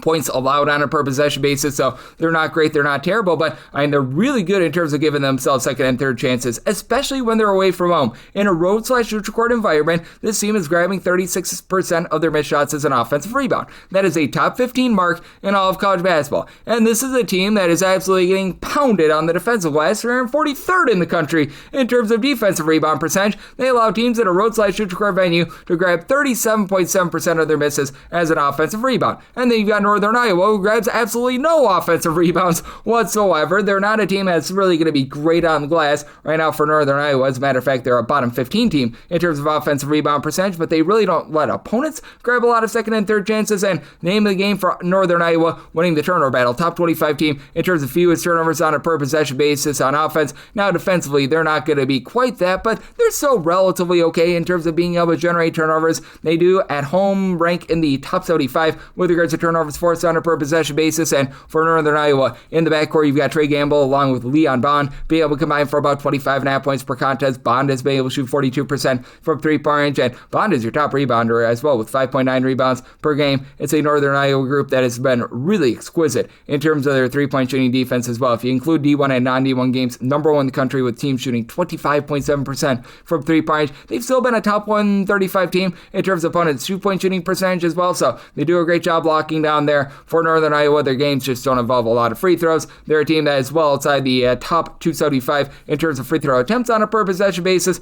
and they're a top 85 team in terms of keeping teams off the free throw line as well, which for Illinois Chicago, they shoot 76% the free throw line. They're a top 55 team with that regard, and for Illinois Chicago, they don't really take a lot of threes, but they're outside the top 250 in terms of both 2-point and 3-point shooting percentage, with Andy Johnson and Ahmad Henderson leading the way on offense. They've been able to combine for about 26 points per contest. Johnson shoots about 34% per three, and Elijah Crawford, him being out of the fold, has really hurt the team. He was their top 3-point shooter at about 37.5% from the outside, but you do have Mekhi Lowry, comes in from Towson, 8.5 points, 6 rebounds per game. Abdul Momoa comes over from Central Connecticut, block and a half per game, really doesn't give you a ton of rebounding, but Rashad Washington Jr., about 8 points, 4.5 rebounds per game, and this is a collective of teams where you got 7 different guys that give you between about 7.6 to 13.1 points per game, so they've been able to do a relatively solid job there, but in the end, I do think that Northern Iowa going to do a really good job in terms of being able to win this game from the perimeter, keep it very low scoring, and make it a slog. I set my line at 11.5. I'm going to be willing to lay it with Northern Iowa, and I do like this total over as well. We'll take it 127 or less to the over. 625, 626 on the card. Wisconsin is on the road against Minnesota. The state with the small strengths in the union. Minnesota finds themselves as a home underdog of 1.5 to 2.5 points. 144.5 is the total, and with Wisconsin, I did make them a 4-point road favorite. I'm going to be willing to lay the number now. The trepidation that you've got for Wisconsin is that year in and year out, this team does have very demonstrative home and road splits with regards to their offense. Wisconsin right now is scoring about 19.4 points fewer per 100 possessions away from home rather than at home. They went in a flamethrower mode against Michigan from three-point range. You can't count on them going 15 out of 33 every game, but you can count on their top 2 scorers in John Blackwell and Nick Boyd being able to bring it. These two guys about 37.7 points per contest. Blackwell shoots 36.5% from three-point range, and Wisconsin still does a little things well. Shoots 76.5% the free throw line, top 45 mark in the country. Each other top four scorers, as a matter of fact, shoot at least 80% at the free throw line. They're not allowing a lot of second and third chances. Top 55 team in terms of defensive rebound percentage. Top 50 team in terms of fewest turnovers per possession. So they're dotting their I's and they're crossing their T's, which is rock solid. Now, they've been outside the top 175 in terms of opponents' 2-point shooting percentage, and that's where Minnesota shines. Minnesota is now shooting quite a bit better from 3 points than they did towards the beginning part of the season, but still only about 33.2% from the outside. Just there outside the top 185 with that regard. Cade Tyson has been incredible, shooting 39% for 3, 21.5 points, 5.5 rebounds per game. In the Jalen Crocker Johnson, good versatility out of him, 12.5 points, 6.5 rebounds, block per contest. He shoots in the mid-30s from 3-point range, but you need a few other guys around the perimeter. They've been able to get Isaac Usama to be able to give you about 4.5 assists per game. And then Chancey Willis, when he's been out there, has been rock solid. The problem has been he's been dealing with injury throughout much of the season. He's going to be out of the full once again in this game. So that means that you're going to be relying a little bit more on Langston Reynolds. The San Jose State transfer has been able to give you about 10.5 points per contest for this Minnesota team. They've been a country average team with regards to being able to guard the 3-point line. Relatively solid on the inside. Top 100 team in terms of defensive rebound percentage. Top 100 team in terms of opponents' 2-point shooting percentage, but not really a team that's going to put you under duress. And in a tight spot, they only shoot about 69% at the free throw line. I think that Wisconsin does the little things well. I do think this Minnesota team really going to be slowing down this game. Wisconsin's looking to play fast, 80th in the country in terms of total possessions per game. Minnesota 331st, set a total of 142. So like the under, and with Wisconsin, I'm going to be willing to lay up to 3.5 with them. 627, 628 on the card. Central Michigan is going to be on the road against Miami of Ohio. Miami of Ohio is a favorite here of 16.5 points on this game. 155 to 155.5. And with Miami of Ohio, I made them a 22-point favorite. I'm going to be willing to lay the number. Central Michigan is just all sorts of rough right now. They're about 268th in the country in terms of points scored on a per possession basis, outside the top 325 in terms of points allowed on a per possession basis. They're not really the worst team in the world in terms of opponents' three-point shooting percentage, but they're bad in terms of allowing teams to be able to really bomb it from three-point range. And now you go up against Miami of Ohio team that's just been oh so beastly with regards to our offense. Miami of Ohio 15th in the country in terms of three-point shooting percentage at 38.7%. Central Michigan 338th with regards to their own three-point shooting percentage at 28.9%. You got a Central Michigan team that is just getting bludgeoned on the glass. 334th in terms of defensive rebound percentage, 34.7% of opponents' missed shots become an offensive rebound. Now, Miami of Ohio doesn't really do the world's greatest job in terms of being able to pull in their second and third chances, but Antoine Wolfwork should be able to win that battle down low. He and Ian Elmore have been very rock solid on the glass. They've been able to combine for about 10.8 rebounds per game. Elmore is able to give you about 10.5 points per contest, but I mean, just a whole bunch of good three-point shooting for this Miami of Ohio team. Brent Byers, 15 points on 43% three-point shooting. Elmore Adlison, 12.5 points. He's been able to shoot 43.5% from three-point range. Peter Suter shoots 47% from three-point range. As a matter of fact, for Miami of Ohio, each of your top 8 scorers are right now shooting at least 38.7% from three-point range. Now, Evan Apsaro has dealt with a little bit of injury, most likely going to be out the full once again, but even without him, they've remained an undefeated team. And for Central Michigan, I think that Andy Brockenbaugh, who comes over from Ferris State, is going to be able to get things cleaned up. And they've got a 7-footer, Nathan Clearbot, who's been able to give you 12.5 points, 2 blocks, 6.5 rebounds per game. Hasn't been too bad there, but I just don't have a lot from the outside for this team. They've been okay in terms of taking care of the ball. They cleaned up some of the turnovers from the beginning part of the season, but you've got Fat Brooks, who's right now trying to give you about 11 points per contest. He's been only able to shoot about 17% from three-point range. There are 2 guys on the roster that shoot above 33.3% for three. One of those is Rodney Johnson, who's been missing for about half the season. And for Miami of Ohio, I think they're going to get very clean domination against one of the most inefficient defenses in all of college basketball. And you do have a Miami of Ohio team looking to push a little bit of tempo, 86th in the country in terms of total possessions per game. Central Michigan playing quite slow and controlled, 252nd. But I do think that Miami of Ohio does a lot of damage on this total by themselves. Semi-line 22, one to lay with Miami of Ohio, and I'm in on the over. Semi-total at a 160, 629, 630 on the card. Akron is going to be playing those to Ball State, and Ball State finds themselves as sizable underdogs here of 20.5 to 21 points. 154.5 to 155.5 is the total. Semi-line at 20.5. 21 does become my buy point here on Ball State, a less than savory Ball State offense. 322nd in the country in terms of points scored on a per possession basis. Meanwhile, Akron, they have any flamethrower on offense. How about number 5, Mambo number 5, in terms of points scored on a per possession basis? Says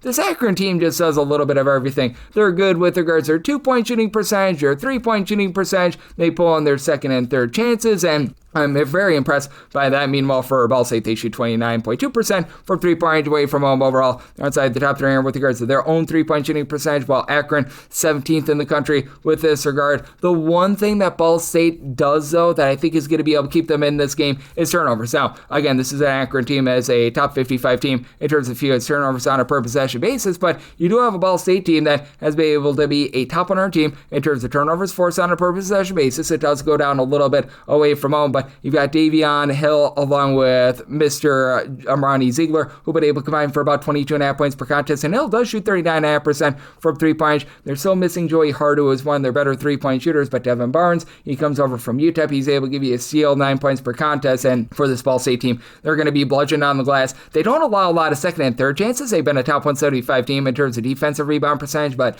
on the inside, outside the top 250 in both opponents' 2-point and 3-point shooting percentage. Meanwhile, you've got an Akron team that has been able to do a tremendous job with Tavari Johnson leading the way with 19.5 points, 5 assists per contest. He shoots about 40% from three-point range, and then you get 40% three-point shooter Monty Lyles, 15.5 points, 7 boards, and just everyone on this team does a relatively solid job on the glass. Evan and Eric Mahaffey combine for about 11.5 rebounds per game between the two of them, 18.5 points per contest. Both shoot between 37 to 37.5% from three-point range. Each of your top 5 scorers shoot at least 37% from three-point range, and it's an Akron team that's playing fast, but I wouldn't necessarily actually say warp speed fast, 49th in the country in terms of total possessions per game. Ball State, 333rd in the country in terms of total possessions per game. And I do think that with how slowly Ball State plays, that has the possibility to be able to help them cover this number. I set my line at a 20.5. I do think that Akron wins this game and wins it convincingly. I think we're just getting up a little bit too lofty here, especially with an Akron defense that does leave a little bit of something to be desired right now for Akron. They do rank well outside the top 175 in terms of opponents' three-point shooting percentage, and they have it outside the top 100 with regards to defensive rebound percentage. So willing to take 21 plus here with Ball State and set a total of 156.5, so 156 or less in on the over. 631, 632. It is Belmont. They play us Valparaiso, and Valparaiso is a 10.5 to an 11-point underdog. So it's a game between 148 to 148.5.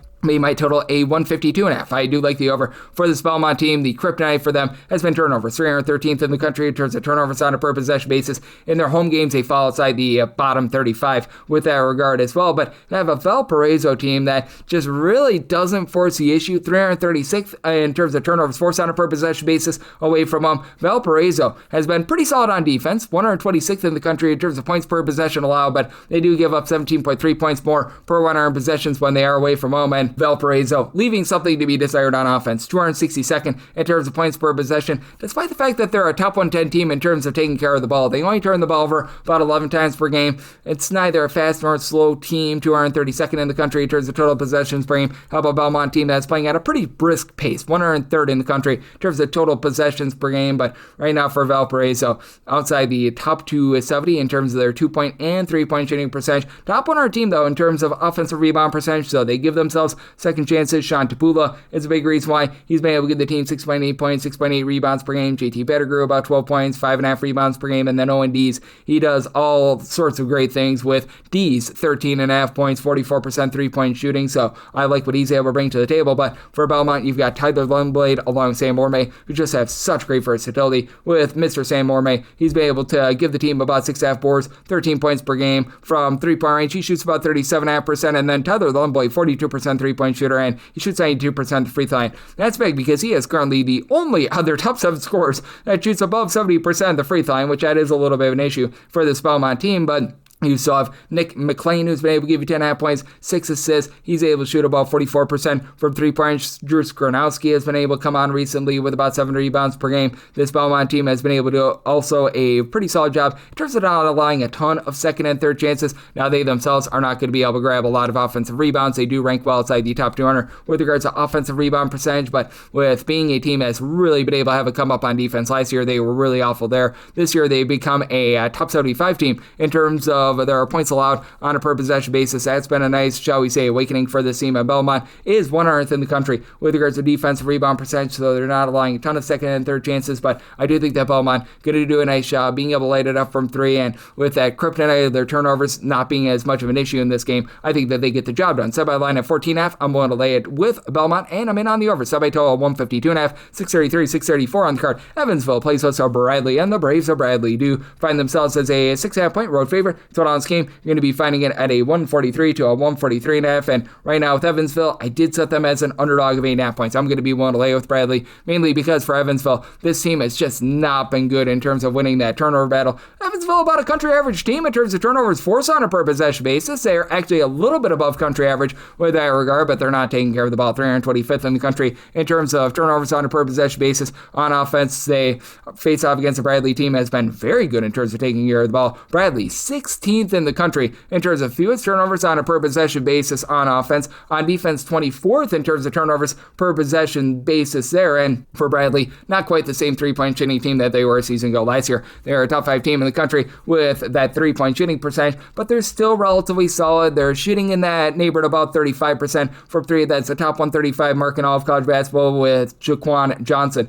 supplying 17 points, 3.2 steals, shoots 38% from 3. Alex Hubergerse, he shoots 41% from 3, 12 points per contest. Marion Birch, he's been dealing with a little bit of injury, but he gives you 11 points per game. All these guys are really good in terms of having active hands as well, and this Bradley team has been able to do a nice job in terms of not allowing a lot of second and third chances, and that's really where this Evansville team shines, because for Evansville, their top scorers are pretty much all big men. You've got Connor Turnbull, who he began his career at the Power Conference level. He's been supplying 12.5 points, 2.6 steals per contest. Not a guy that's going to have any sort of versatility, and for Connor Turnbull, he's been dealing with a little bit bit of injury. Missed the team's last game. If he does play in this game, he's going to be far from 100%. That downgrades him even more. You've got Joshua Hughes, though, who's able to give you about 9.5 points, 5 boards, and does shoot 37% from three-point range. He's got a little bit of size, right around about 6'7". AJ Casey, about 11 points, 5.5 boards, began his career at Miami and St. Louis, but he's not really a guy that has a ton of versatility as well, and right now you're relying upon Leaf Mueller to be able to dole it out. 4 assists, 8 points. He hasn't been too bad there, but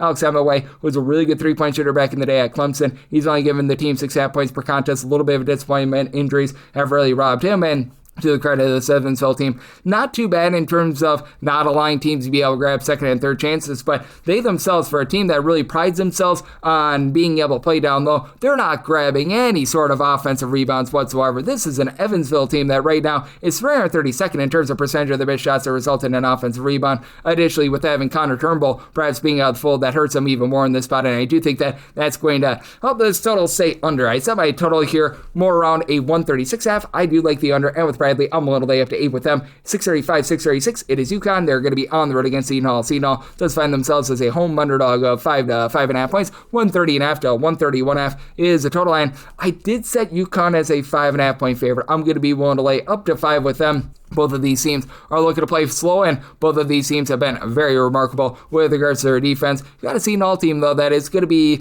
having a little bit of a tough time on glass. 149th in the country in terms of defensive rebound percentage. UConn, meanwhile, only 23.9% of opponents' missed shots become an offensive rebound. They have been a top 30 team with regards to defensive rebound percentage. Seton Hall, 302nd in the country in terms of total possessions per game. You've got a UConn bunch that are a little bit faster at 229th, but I do think that you're going to get a nice hearty under in this game, as for Seton Hall, they have been really having their forte being generating turnovers. They're a top 15 team in terms of turnovers forced on a per possession basis, and a very solid team in terms of being able to guard the outside, as right now for Seton Hall, they're allowing teams to shoot from three-point range right around about 32.2%. Now that actually goes up to 35.5% at home, down to 28% away from home. I think that that's going to iron out a little bit, but UConn also really good with regards to their perimeter defense. How about 28.2% opponent's three-point shooting percentage? That is number 7 in all of college basketball. And I do think that UConn is just going to be able to execute a little bit better on the offensive side of things. UConn has not been a great three-point shooting team, but they do rank 52nd in terms of their two-point shooting percentage, with Alex Caravan doing a really good job down low, as he's been able to give the team 13 plus points, 6 plus boards. He's been able to shoot the high 30s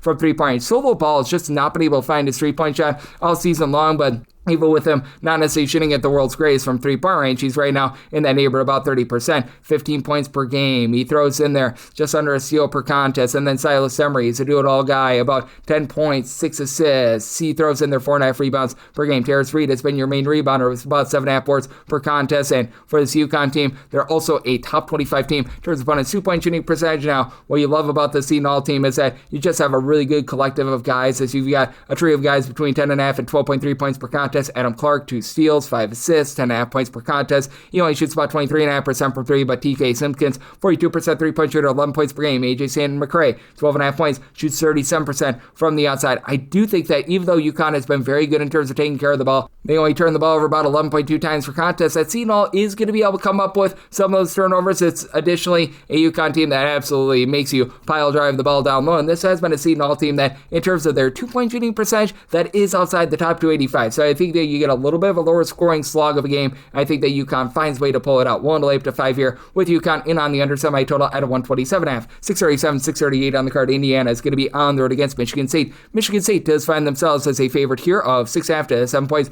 142.5 to 143 is the total, and I like the under. I set my total at a 138. You've got an Indiana team that's been a pretty mid-tempo team this season right now in terms of total possessions per game, 189th, and Michigan State, they're not a total slug, but 253rd in the country in terms of total possessions per game, and this is a Michigan team that's just doing a really, really good job in terms of bearing down with their defense. This despite the fact that they really don't generate a lot of turnovers. It's just raw horsepower when it comes to this Michigan bunch. Michigan State, they are currently 14th in the country in terms of points allowed on a per possession basis, and credit to this Indiana team. I know that things were less than savory against Nebraska, but they're still about 34th in the country in terms of points per possession allowed. It's a Indiana team that really doesn't give you a lot of second and third chances, while outside the top 135 in terms of their offensive rebound percentage. They've been solid with their three-point shooting at 36.3%, but that goes down to about 32.5% away from home, and I do think the Michigan State is going to be able to pull this game out. I set them as an 8-point favorite. I'm going to be willing to lay the number, as Michigan State currently a top 5 team in all of college basketball with regards to rebound percentage. That is headlined by Jackson Kaler. giving you 14 points, 10 boards. He actually shoots 53% from three. We should see that go downward a little bit, but Colin Carr, 11.5 points. He's been able to give you about 5 rebounds per game. And then Jeremy Fears, how about 12 points,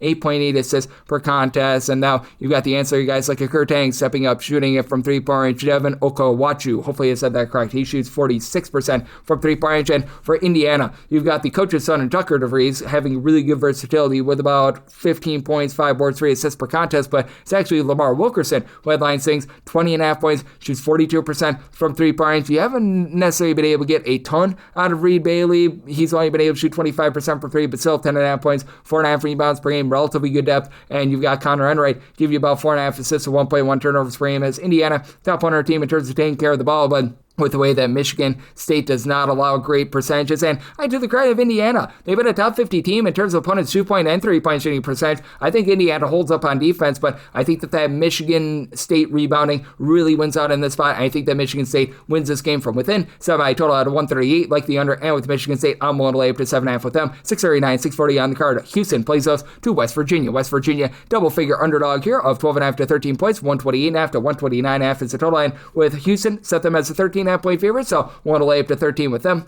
For Houston, it just feels like the defense is so totally back with them, and never that it was truly gone, but it did feel like a little bit earlier during the season with breaking in freshmen like Kingston Fleming, Chris Senek, that took them a little bit of time to grasp the system. Now you've got Houston back to number 4 in the country in terms of points allowed on a per possession basis, and number 2 when they're specifically at home, and I think that this is going to be a slog of a game, so I'm going to be in on the under as well. I set my total 125.5 as you've got a West Virginia team that's playing very slowly, and they've been good on defense as well. Right now for West Virginia, in terms of points allowed on a per possession basis, they check in number 15 in all college basketball. We'll say this, they're actually giving up 30.2 points more per 100 possessions when they're away from home rather than at home, and you have two teams that are not going to be looking to push a lot of tempo, with Houston 316th in the country in terms of total possessions per game, West Virginia even slower at 345th, and for West Virginia, a little bit one-dimensional with regards to their outside shooting right now. Honorov has been that main man, 17.5 points. He shoots 41% from three-point range, and Brenton Lorient has been pretty versatile. He's supplying about 10.5 points, 5 boards, shoots 38% from three. Jasper Floyd has been good as well. He's another one of those guys that followed Russ Hodge on over from North Texas. Not necessarily like a dynamic scorer, but 7.5 points, 3.5 assists, does shoot 42.5% from three-point range. But I do think that this team is going to have a little bit of a tough time down low as they're outside the top 175 with regards to their own 2-point shooting percentage. Houston's been allowing a few more second and third chances than in seasons past, but this is a West Virginia team that doesn't necessarily do the world's greatest job in terms of being able to haul in their second and third chances. I mentioned Chris Senek a little bit before. He's been really one of the main men for Houston down low, 7.5 boards, 8.5 points per contest. Additionally,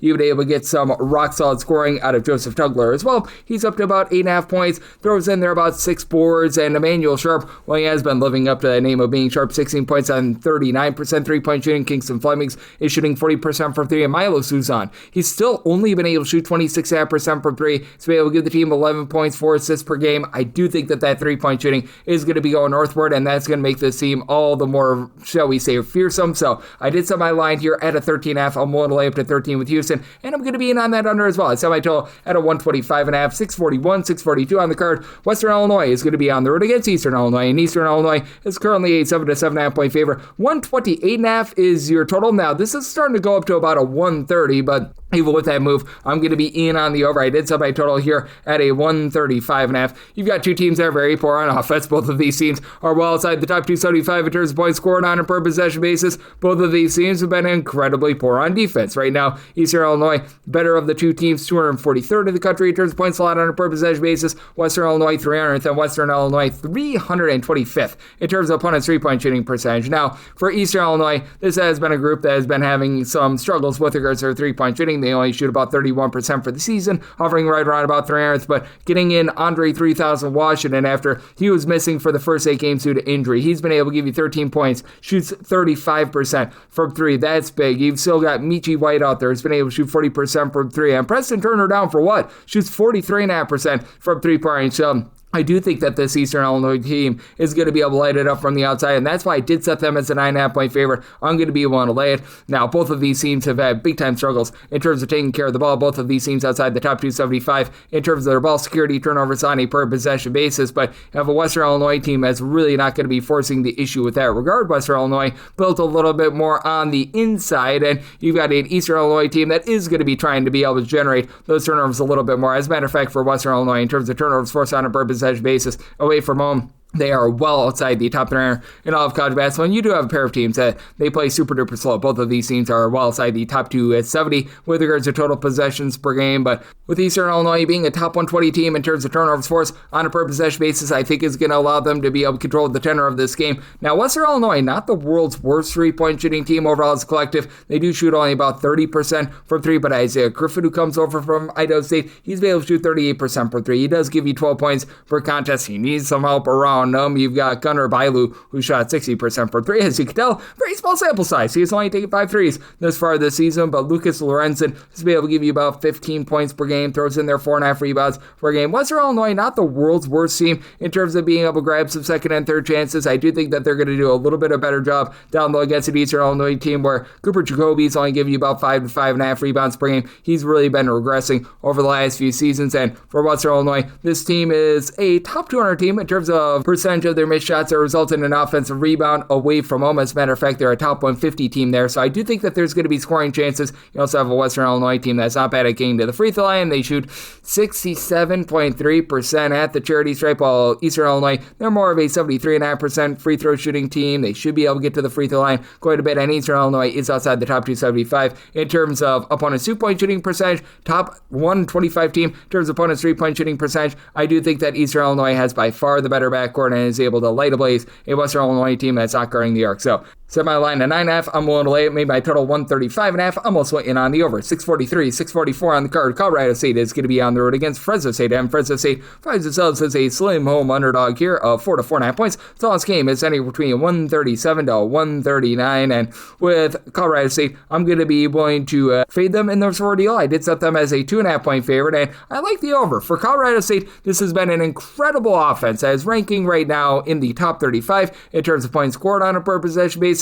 They're a solid team in terms of grabbing second and third chances, 118th in offensive rebound percentage. Main forte of this team has really been the 3-point shooting, though, as this Colorado State team right now is number 1 in the country with their 3-point shooting percentage, 41.2% overall, actually goes up to 41.3% in a road/street court venue, and they are going to be facing one of their tougher tests of the year. As for Fresno State, they've actually been really good in the way that they've been able to guard the 3-point line, but it seems as though their defense has actually been a little bit better when they've been away from home rather than at home. Right now for Fresno State, they do rank 12th in the country in terms of opponents' 3-point shooting percentage, and that actually goes down to 27.5% when they are at home. So a lot of credit where it is due there, but this is a Fresno State team that as well has not really been able to do the world's greatest job in terms of holding teams to one-and-done possessions. Right now, they are outside the top 120 with regards to their defensive rebound percentage at home. That falls outside the top 140, and for Fresno State, I think what is going to be able to keep them lively in this game is the backcourt of Zion Collins along Jake Heidbreder. These two guys combined for about 31.5 points per contest. They only should have combined about 30% from 3, but they now face a Colorado State team that, while they're so good with their offense, and they're very, very slow. Colorado State is right now second slowest in terms of total possessions per game in all of college basketball. They're also about 283rd in the country in terms of points per possession allowed, and they're 288th in terms of opponents' 2-point shooting percentage. So a Fresno State team that is only shooting 31.5% from 3, they're going to look to pile drive the ball down low. They've been a top 175 team with regards to their 2-point shooting percentage. They're also outside the top 275 in terms of opponents' 2-point shooting percentage as well. That has me in on the over as well, but you also have Wilson Jaquez down low, has been a solid rebounder with about 8.5 boards, 8 points per contest. Cameron Foss has been able to give you 6 points. He shoots in the mid-30s from 3-point range, and for Colorado State, they have been dealing with an injury to their top scorer, as Kyle Jorgensen has been out for really the last 5 or so games, 14-point per game scorer that was shooting 50% from 3, but your next top 3 scorers, Brandon Richsteiner, Kerry Booth, along with Josh Pasquarelli, all between 11.9 and 12.3 points per game, and they all shoot at least 42.5% from from 3-point range. And then Jevin Muniz, he's been very versatile, 8.5 points, 4 boards, 4.5 assists, steal per contest. So I really like what these guys bring to the table. In the end, I do think that Colorado State does find a way to be able to get the job done outright, especially with them shooting 77% at the free throw line. But I do think that Fresno State, with the way that they do guard the arc and the way that Colorado State is not playing any sort of defense whatsoever, is going to be able to hold in there. So I did set my line here at a 2.5. I'm going to be willing to take the 4+ here with Fresno State, and I like the over. I set my total at a 146. 645, 646 on the card. You've got Oregon on the road against Nebraska, and Nebraska finds themselves as a pretty good size favorite here. You're going to be laying 10.5 points with them. Total on this game between 144.5 to 146.5, and I made Nebraska a 10-point favorite. I was seeing a 9.5 out there a little bit before, and personally, if I had a choice, I would rather lay 9.5 rather than take 10.5, but right now at 10.5, I am seeing an 11 or 2 out there as well. I will be willing to be taking the points with Oregon, mainly because I do think that with Nebraska, at some point, I think that they're going to be hurt a little bit by the fact that they're driving things to the outside. Teams are attempting over 50% of their field goal attempts from 3-point range, and Nebraska's been great with the way that they've been able to guard the 3-point line. Teams are shooting less than 30.5% from 3-point range against them, and in their home games, that goes down to about like 29 or so percent from 3-point range. But at some point, I do think that they're going to get burnt a little bit by that. Now, even if they do get a little bit burnt by that against Oregon, they still have ranked Masters able to match up with Nate Biddle, 16 points, 6.5 boards, shoots about 35.5% from 3. Marcus Lawrence has come up very big for this team, about 10.5 points per contest on 40% 3-point shooting overall for the season, but 11+ points in now each out of the last 3 games, double figures in 4 out of the last 5, so he's been big, and having Connor Essegian out has actually really helped out this team. It's been an addition by subtraction, in my opinion. Berkey Butisel is able to give you about 6 or so rebounds per game in Nebraska. They're outside the top 2 in terms of offensive rebound percentage, but they're not allowing you to grab a lot of offensive rebounds either. But for this Oregon team, the one forte of this team has been doing a relatively solid job being able to pull in their second and third chances. They're a top 30 team in terms of their offensive rebound percentage. They go up against a Nebraska team that is allowing teams only grab about 24.4% of their missed shots as an offensive rebound. That's 37th, but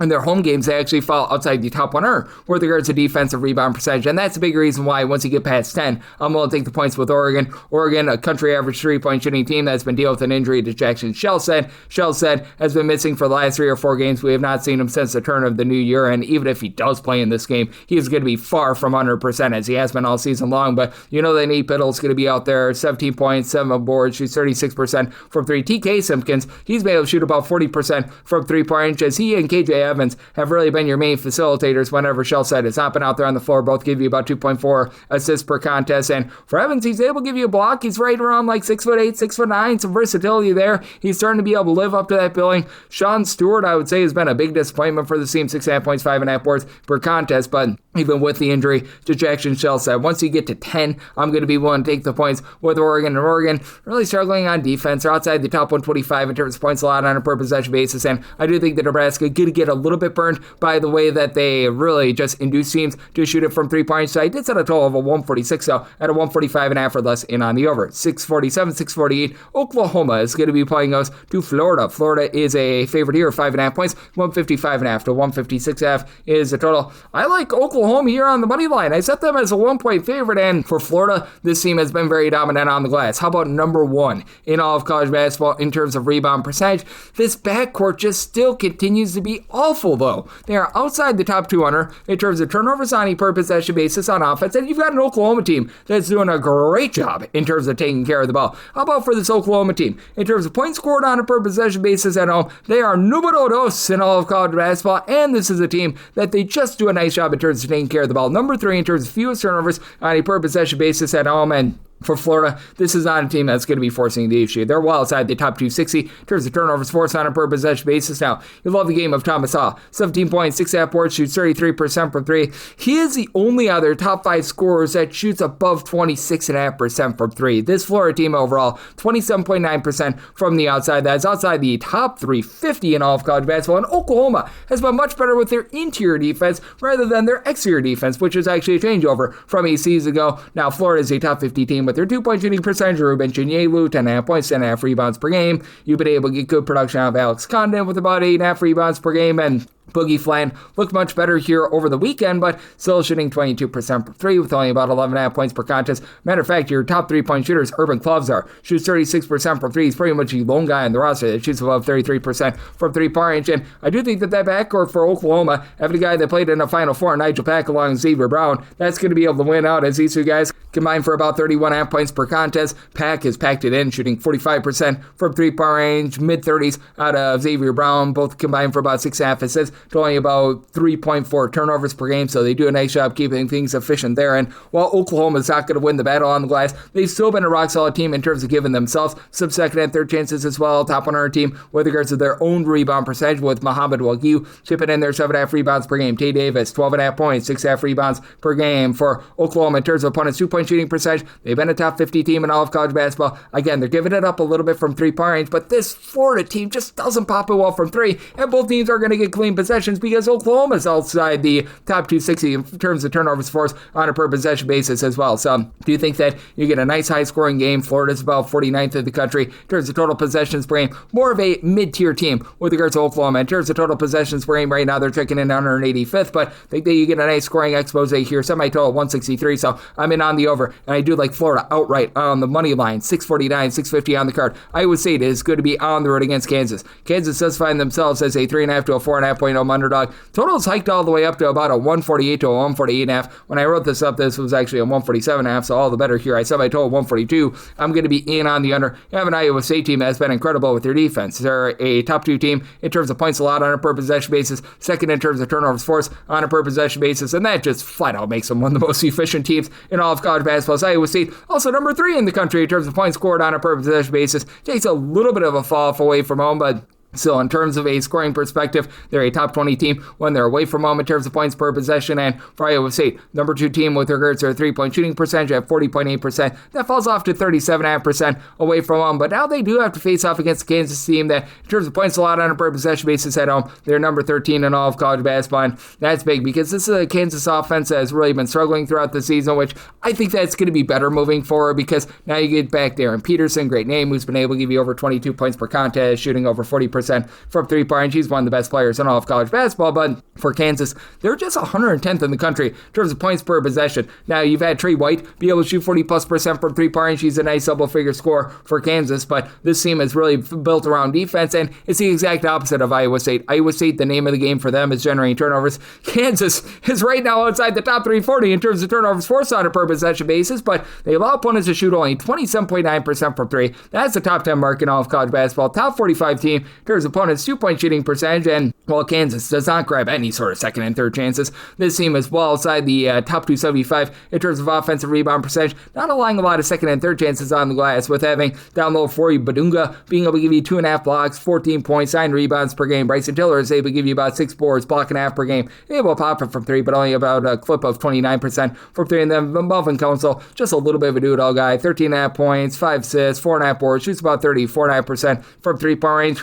I do think that even though you've got a Kansas team that I think is better on offense with Darren Peterson back, I do think that this is going to be more of a defense-oriented game, and you've got a Kansas team that slowed down a little bit from past years. In terms of total possessions per game, right now they are checking in more in that neighborhood about 206. Iowa State has recently been slowing down a little bit as well. Sans that game against Oklahoma State, they're down to about 158th in terms of total possessions per game, so set a total of 142. I like the under. I set my line at a 4, so right now I'm seeing 3.5 to 4.5. Personally, I would rather lay 3.5 with Iowa State rather than take 4.5. I know it's a dangerous game, fading Kansas at the Fog, but I'm just that much of a believer in Iowa State, so I'm willing to lay the 3.5, and I'm going to be in on the under. 651, 652 on the card. Grand Canyon is going to be on the road against New Mexico, and New Mexico finds itself as a pretty good size favorite here. You're going to be laying with them 7.5 points total on this game, 143.5 to 144.5. Main ball line 8.5, so I'm willing to lay up to 8 with New Mexico. This team has been really good in terms of generating turnovers, top 50 team in terms of turnovers forced on a per possession basis, and you're not going to get a ton of tempo in this game. New Mexico, country average team, 186th in terms of total possessions per game. Grand Canyon, a little bit slower than that at 238th, and we talked about it with Ben Wilson. This is a Grand Canyon team that has just not been great with their offense. They're outside the top 135 in terms of points scored on a per possession basis.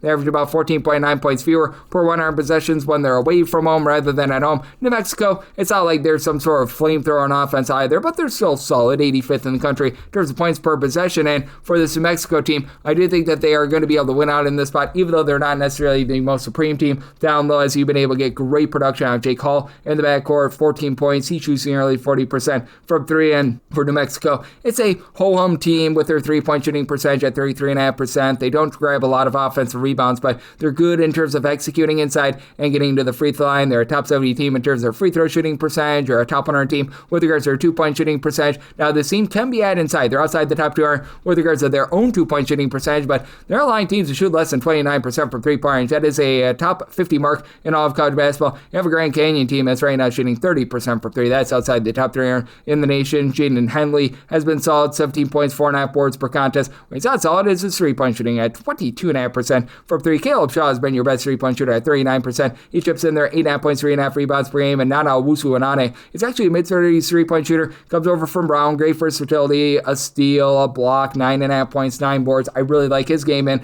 Grand Canyon has been one of the best teams on the glass in all of college basketball. As this is a team that is ranked overall in the top 50 in terms of rebound percentage. If you look at them in terms of just specifically defensive rebound percentage, 33rd, only 24.1% of opponents' missed shots become an offensive rebound, but his team is also outside the top 125 in terms of opponents' two-point shooting percentage. Grand Canyon has risen back into right around about the top 100 in terms of turnovers forced on a per possession basis, but I just don't think that in comparison to New Mexico. And this is also a team that is a little bit looser with the ball. They are outside the top 200 with regards to their ball security, while you've got a New Mexico team that, in terms of turnovers forced on a per possession basis, specifically in their home games, they are a top 35 team. So do you think that you get a sloppier game? Sub by total 140.5. I like the under, and with New Mexico, willing to lay up to 8 with them. 653, 654. You've got Georgetown on the road against Creighton. Creighton is a 9 to 9.5 point favorite. 148.5 is the total, and made by line 10. So I'm going to be willing to lay up to 9.5 with Creighton. This Creighton offense was very pedestrian to begin the season, and they're not necessarily the Creighton offense that we've seen in the past, but it's getting better, and you've got both of these teams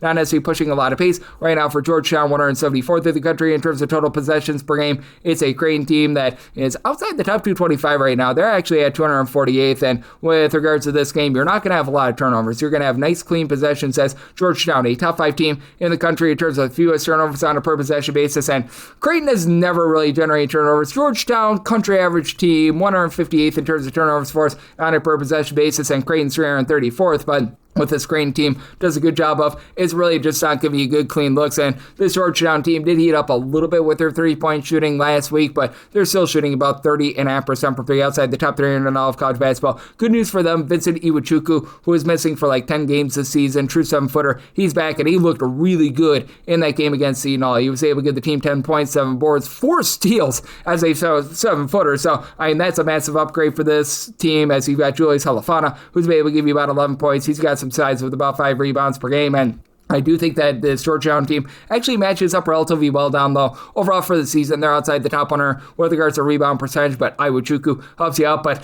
the team is also outside the top 270 in terms of their two-point shooting percentage as well. And for Creighton, you have yet to really find that one guy that has been giving you a whole bunch of scoring overall for the season, but I feel like they've found their go-to guy in Austin Schwartz. He's a transfer that comes in from Miami. He had a little bit of a stinker against St. John's, where he had only 5 points in that game, but you take a look at what he's been able to do over the last few weeks, and really the turnaround that we've been seeing for this Creighton offense, and he has been the main catalyst for it. You go back to that game that they had against Nebraska. In that Nebraska game, he had 16 points, but he has been able to score at least 9 points now in 9 out of the team's last 10 games. Overall for the season, shoots 38.5% from three-point range. I absolutely love what he's been able to bring to the table for the team. He was a little bit of an afterthought to begin the season. Ever since they started to give him minutes, this offense has really been able to crank up. Not that this is a Creighton team that's went into flamethrower mode or anything like that with regards to their offense, but you take a look at what they've been able to do overall for the season, and even with that little bit of a suspect start to the season, they're back in the top 110 in terms of points scored on a per possession basis. And if you look specifically at their home games, they are a top 75 team in terms of points per possession. Additionally, you've been able to have Josh Dix be able to give this team right around about 12.5 points per contest. Nick Graves has been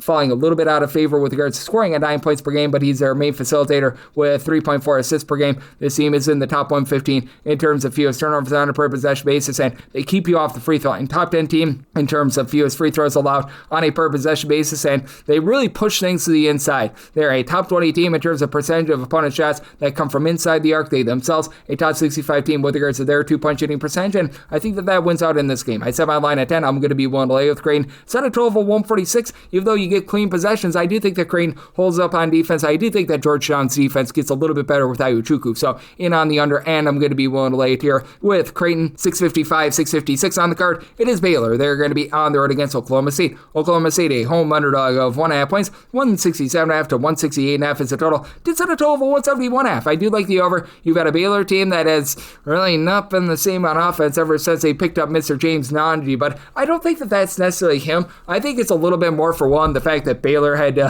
play against Iowa State and Houston, two of the top 4 teams in terms of points allowed on a per possession basis, and TCU, that's another top 25 defense. Now you're not going up against such a fearsome defense. It's not that Oklahoma State is like the worst defense in the world, but I mean, for Baylor, you get slowed down when you go up against those sorts of teams, and for Houston, well, this is a team that's absolutely looking to crank up tempo. Baylor is about 4th in the country in terms of total possessions per game. Oklahoma State is number 3, and if you look specifically at their home games, I believe that they are number 2 in all of college basketball, actually number 3 in terms of total possessions per game. But I mean, this is an Oklahoma State team that leaves something to be desired defensively. They're outside the top 100 in terms of points allowed on a per possession basis, and it's a bunch in Baylor that has been really good in terms of hitting the offensive glass. They're a top 35 team in terms of percentage of their missed shots that result in an offensive rebound. Oklahoma State is about 82nd in the country in terms of defensive rebound percentage. Baylor is really giving up the second chances. 305th in terms of defensive rebound percentage, and Nanji just has done nothing for this Baylor team. Like, he's not much of an upgrade as of right now, and until we see otherwise, you can't really grade him as such. Now for Baylor,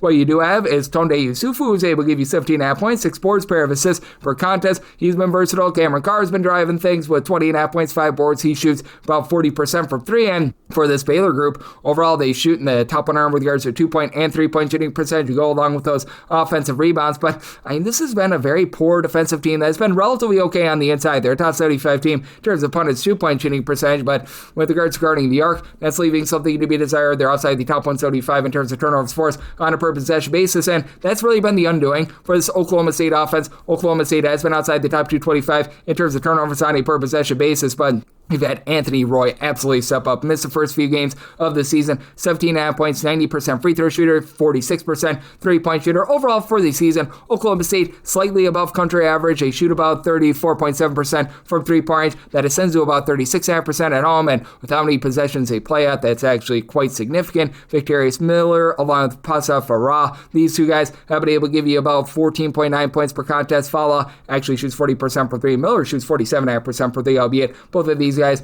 on a relatively low amount of 3-point shots. And for Oklahoma State, this is a team that they very much encourage you to shoot threes. Their opponent's 3-point shot rate is in the top 75 in all of college basketball, so they're looking to keep things more around the outside. And this is an Oklahoma State team that I think is going to be able to do a relatively solid job against the Baylor team that's looking to bomb from 3, but I do think that Baylor gets a little bit more online with regards to their offense, and I do think that they get a little bit more out of Nanji. Again, I don't think that this guy is going to be the billing of the number 31 pick in the draft, but I also think he's a little bit better than what he showed the first few games. So I set a line here of 3.5. I'm going to be willing to lay the 1.5 with Baylor, and I'm in on the over. I think that this is close enough for late game filling, so I total at a 171.5. 657, 658 on the card. Alabama's on the road against Mississippi State. Mississippi State, a home underdog of 5.5 to 6.5 points. 171.5 to 173.5 is the total. Set a total of a 169.5. I'm in on the under. Now, Mississippi State has been playing incredibly fast this year in terms of total possessions per game. Right now, they check in numbers 62 in all of college basketball. Feels like Mississippi State is starting to get back to the roots a little bit. This has been a team that's been well outside the top 100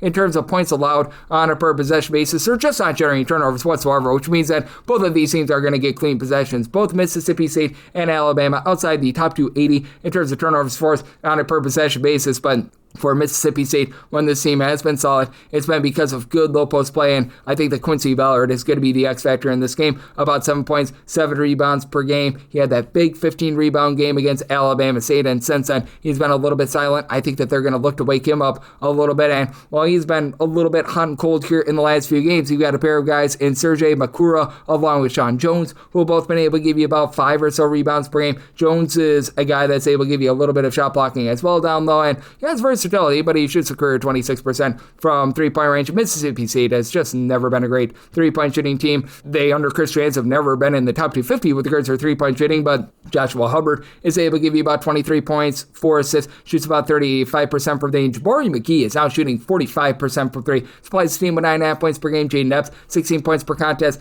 I just don't think that they're going to be able to keep up with the scoring of Alabama, though, and that's why I did set Alabama as a 7.5 point favorite. I'm going to be willing to lay it. You've got LeBaron Filan, who I know got called out by his coach after there was the anti-air quotes here, cramps in their game a week or so ago, but 21.5 points on 36.5% three-point shooting. Aiden Holloway, he's been able to shoot 46% from three, 18.5 points per contest. You've had Latrell Wrightsell only shoot about 27% from three, and he's been banged up all season long, so that's been a little bit of an issue, but was able to step up with 13 points in that game against Vanderbilt, so I think that he's going to be able to find it once again. Then Houston Mallett, he's been a guy that hasn't seen a ton of minutes, but still 8 points, shoots 93% free throw line, mid-30s three-point shooter, and for this Alabama team, they've actually been relatively solid in terms of their interior two-point shooting defense. Now, neither of these teams are necessarily supreme on the glass. You've got a Mississippi State team that, just shockingly, they've been giving up a lot of second and third chances. This team, in terms of their defensive rebound percentage, right now they're checking in 168th in the country, about 28.7% of opponents' missed shots result in an offensive rebound. Meanwhile, for Alabama, that's about 255th, but they've actually been significantly better away from home. They only allow opponents to grab about 29.5% of their missed shots to become an offensive rebound away from home, so they've been more of a top 175 team when they've been away from home, and they've been able to be a little bit better ever since they got in the Tarleton State transfer. Kenton Barristo doesn't give you a lot of scoring, but throws in there 4 rebounds per game, and with this Alabama team, I do think that with the way that they guard the perimeter, relatively okay. Teams shoot about 32.5% from three-point range against them, and the way that Mississippi State just does not shoot it well from three, I think that Alabama gets the job done. Willing to lay up to 7 here with the Crimson Tide,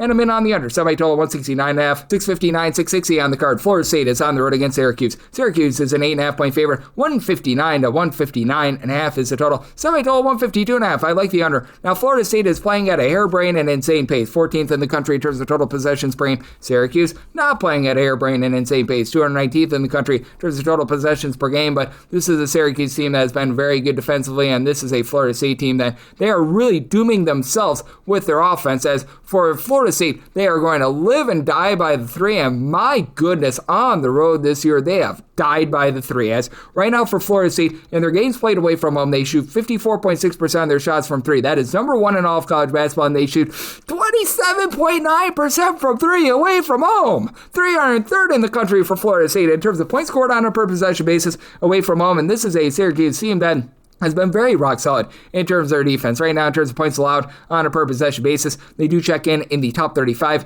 in all of college basketball. And you got a Syracuse team that's pretty solid in terms of generating turnovers, 49th in terms of turnovers forced on a per possession basis. That's been the one thing that Florida State has done well on defense. Florida State is outside the top 170 in terms of points allowed on a per possession basis, but 18th in terms of turnovers forced on a per possession basis. You've got a quartet of guys that give you at least 7.9 points per contest. Kobe McGee, Robert McCray, Chancey Wiggins, and Lajay Jones. And right now, of these 4 guys, only McGee shoots above 32% from three at about 34.5% from the outside. And you've got sort of a rebounding by committee sort of thing going on with Florida State, who's outside the top 225 with regards to rebound percentage. As right now, Alex Steen is the lone guy that gives you over 4.5 rebounds per game. And the return of Donnie Freeman for the Syracuse team, I think, is very paramount, as Syracuse has been outside the top 175 in terms of points scored on a per possession basis. But Freeman uplifts them 19.5 points, 6.5 boards from three-point, shoots 38.5% from three for a team that, as a collective, they only shoot 32.2% from three. And for Freeman, in all 3 games that he has played in since returning from injury, he's given the team at least 18 points per contest in every one of them.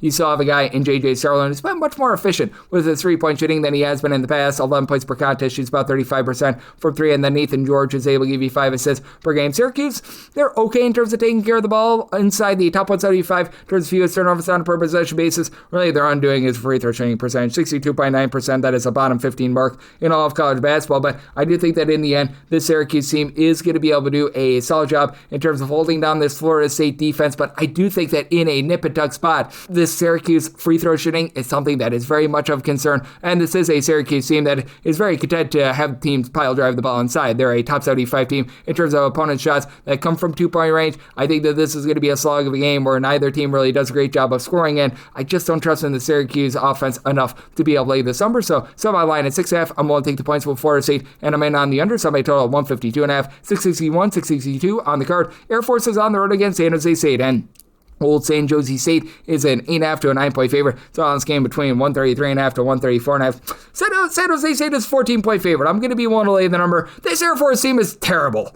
I wish I could put it any other way, but my gosh. What are they right now doing well? This team doesn't shoot it well from three. They don't take care of the ball. They're not necessarily great on defense. They're a country average team in terms of turnovers forced on a per possession basis, so yay, verily there. But if they miss their first shot, they're not getting a second shot. Air Force 340th in the country in terms of offensive rebound percentage. In games played away from them, they grab 19% of their missed shots as an offensive rebound. San Jose State, at the very least, is able to give you some second and third chances. They're about 139th in the country in terms of offensive rebound percentage. At home, that goes into the top 100. And I recognize that the San Jose State team has not been good defensively. They're outside the top 280 in terms of points allowed on a per possession basis. They're getting it, take it to them inside as well. They're outside the top 300 in terms of opponents' 2-point shooting percentage. But even with that, I'm willing to trust in them because Air Force has a 7-footer in Wesley Chalkowski who sees meaningful minutes. It's not like this is a guy that sees like 5 minutes or something like that, but he's a 7-footer that doesn't rebound. 5.5 points, 2.4 rebounds per game on 19 minutes per game. Like, how is that possible? And then you've got Caleb Walker, Cam Sanders, who both give you 12.1 points per contest. Sanders shoots about 33% from three, but as a whole, an Air Force team that is supposed to be built around 3-point shooting 28.9% from 3-point range. That's a bottom 30 mark in all of college basketball. They're a country average team with regards to their 2-point shooting percentage, but again, they turn the ball over 14.8 times per game. They're a bottom 15 team in terms of ball control. Now, you don't have a San Jose State team that's going to go out there and generate under a million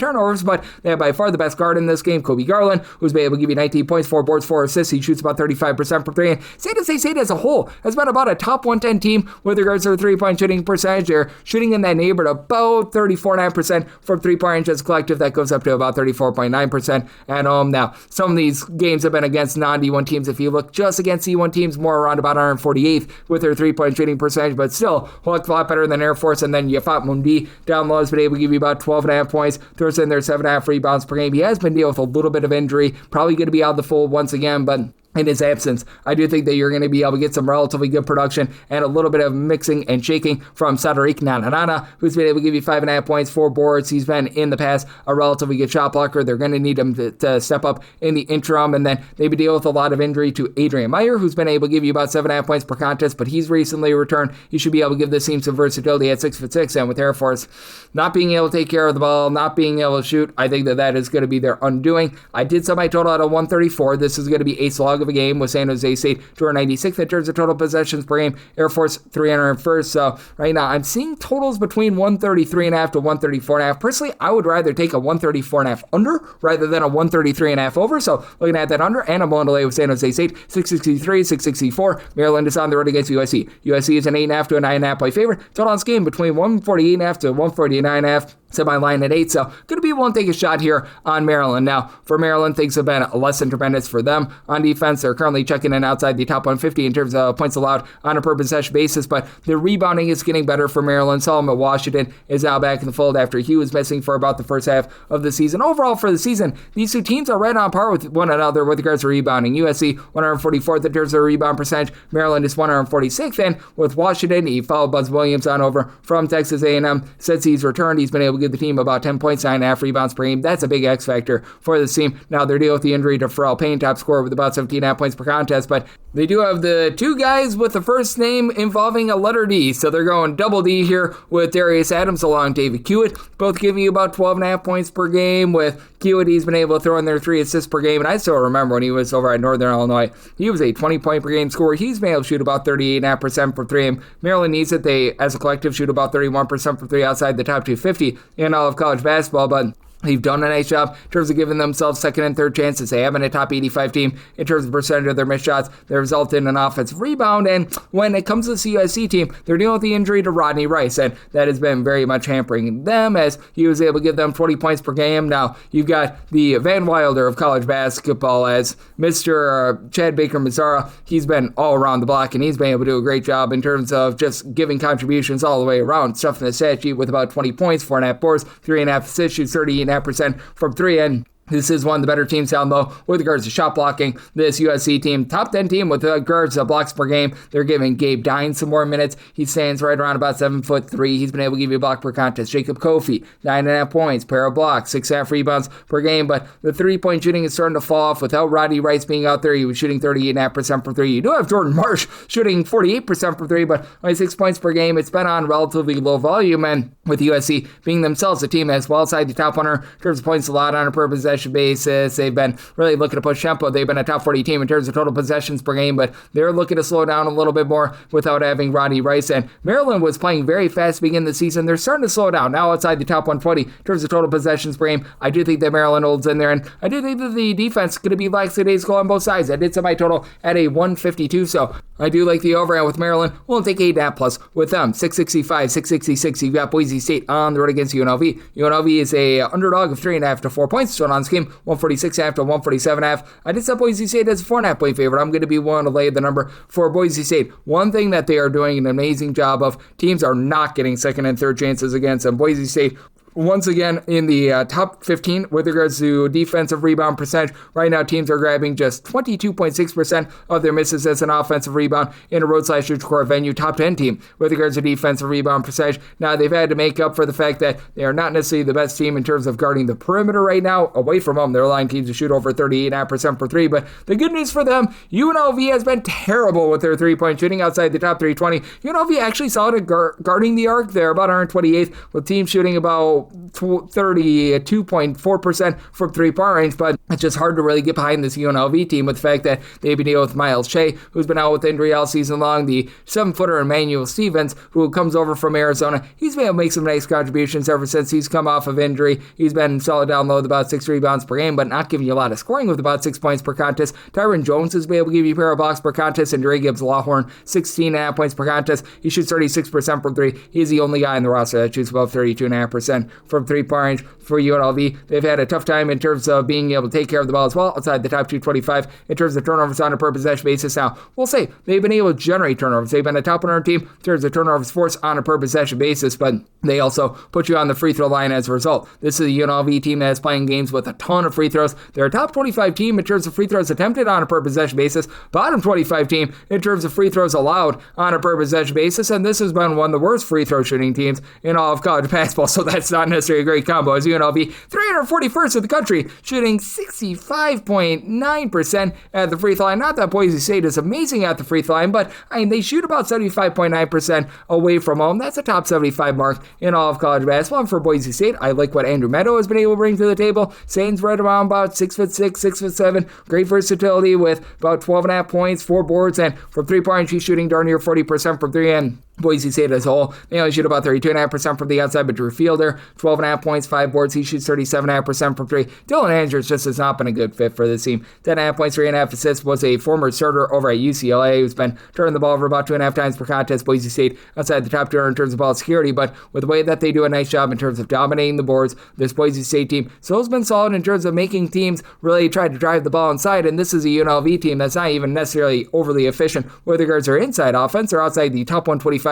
with regards to 2-point shooting percentage. I do think that Boise State goes on the road, gets the job done, and I do think that this is going to involve some late game fouling. So I did set my total 148.5. I do like the 147.5 over, and I'm going to be willing to lay up to 4 with Boise State. 667, 668. St. Mary's is going to be on the road against San Francisco, and the Dons are between 6.5 to 7.5 point home underdogs. 141.5 to 142.5 is the total, and I said St. Mary's is just a 6-point favorite, so going to be willing to take the points here with San Francisco. Both of these teams are very much looking to play slow and controlled. 309th in terms of total possessions per game for the St. Mary's team, and for San Francisco, they're 274th in the country in terms of total possessions per game, and San Francisco is not going to push the issue on you. Outside the top 300 in terms of turnovers forced on a per possession basis, St. Mary's not really generating a lot of turnovers either, but St. Mary's always good on the glass, or once again a top 10 team in terms of rebound percentage, and right now teams are grabbing just 18.4% of their missed shots as an offensive rebound. That is number 1 in all of college basketball. San Francisco has been allowing second chances. They're outside the top 250 with this regard, but even with that, I do think that they're going to be able to hold in there and remain lively. I love what Mookie Cook has brought to the table for the San Francisco team. Good versatility with being able to supply about 10 points, 5.5 boards from three-point range.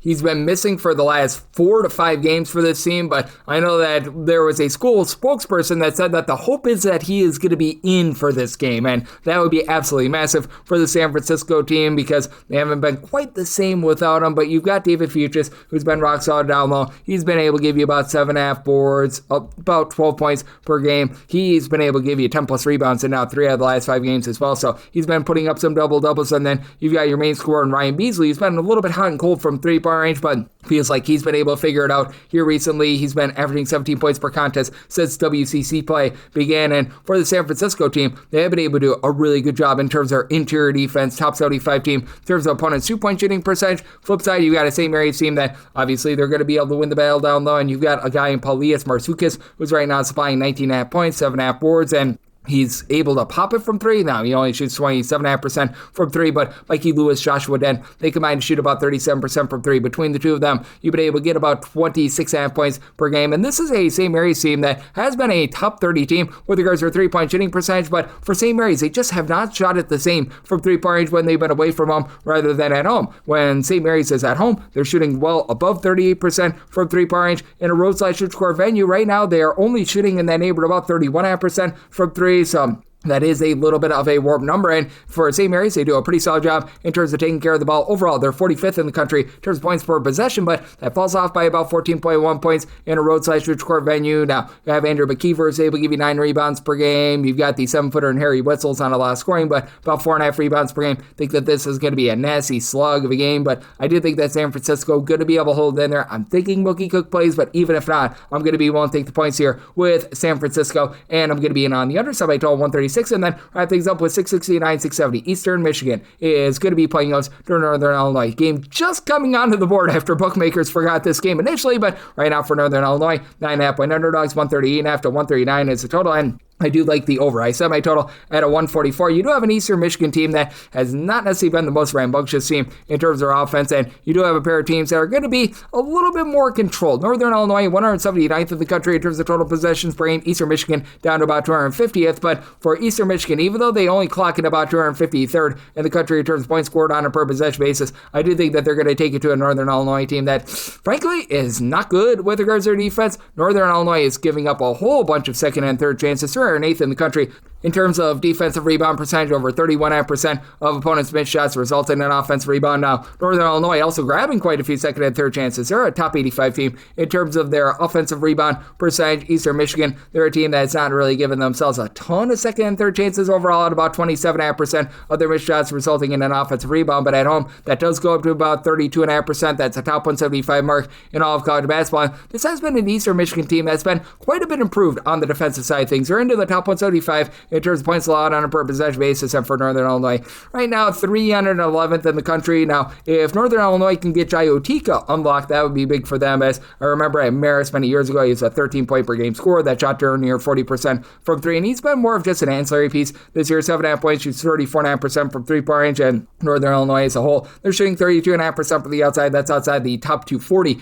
in all of college basketball, but they really give it up on the inside. Teams are shooting 59% from 2-point range against them if you include D1 and non-D1 games. That's a bottom 10 mark in all of college basketball. And for this Eastern Michigan team, they're very much looking to pile drive the ball down low. Even though Eastern Michigan is about a country average team, they shoot about 34% from 3-point range. Their whole intention is they are going to look to drive the ball inside on you. As if you take a look at their 2-point shot rate, that's merely the percentage of shots that come from inside the 3-point line. Northern Illinois, they're looking to bomb from 3. They're 316th, about 46% of their shots come from 3-point range. Eastern Michigan, 30th in the country. They take darn near 72% of their shots at home from inside the 3-point line. So I think that that's going to drive up the scoring. And you've got a trio of guys for Eastern Michigan: Edison Patterson, Carlos Hart, and Mohamed Habhab, who have all been giving you between 12.5 to 14.1 points per contest. With Patterson, he shoots about 35.5% from 3-point range. His team struggles at the free throw line, shooting only about 70.5% at the free throw line, but for this Eastern Michigan team. I do think that they're going to do a nice job being able to win from within. They're the better rebounding team, and I do think that having someone that is able to do a nice job in terms of shot blocking, and Gudslav Nwabi, hopefully I got that correct, he's been able to give you 5.5 rebounds, a block and a half per contest. That's going to help this team win from within, and I do think that Eastern Michigan is going to be able to exploit a Northern Illinois team that has been rough with regards to their defensive rebound percentage, but if this isn't a Pentuck spot for Eastern Michigan, they only shoot 70.5% at the free throw line, and you do have a Northern Illinois team that has been able to do a relatively okay job in terms of being able to get those second and third chances, albeit they turn the ball over 16 times per contest, but you also have an Eastern Michigan team that in terms of turnovers forced on a per possession basis, right now they check in outside the top 200. So since I'm my line at 8, I'm going to be willing to take 8.5 plus here with Northern Illinois, and I like the over. Semi total 144, and that wraps things up for the Tuesday edition of Coast to Coast Hoops, now part of the VSN family of podcasts. A big thanks to Ben Wilson, who does great work here at VSN. He joined me in the last segment. If you do like hearing from this fine podcast, Coast to Coast Hoops, you're able to subscribe wherever your podcasts, Apple Podcasts, Google Play, Spotify, Stitcher, and TuneIn. If you have a question, comment, segment idea, what have you for this podcast, do have one or two ways we offer those in. First one is my Twitter/X timeline at @unit_D1. Keep in mind, there's the me does not matter, so per usual, please send these into the timeline. The other way is find an Apple Podcast review. If you rate this podcast 5 stars, it is very much appreciated. From there, you're able to fire in whatever you'd like to hear on this podcast via that 5-star review. I'm with you guys every single day on this podcast with picks and analysis on every game, every day, so I'll be back with you once again tomorrow. Thank you.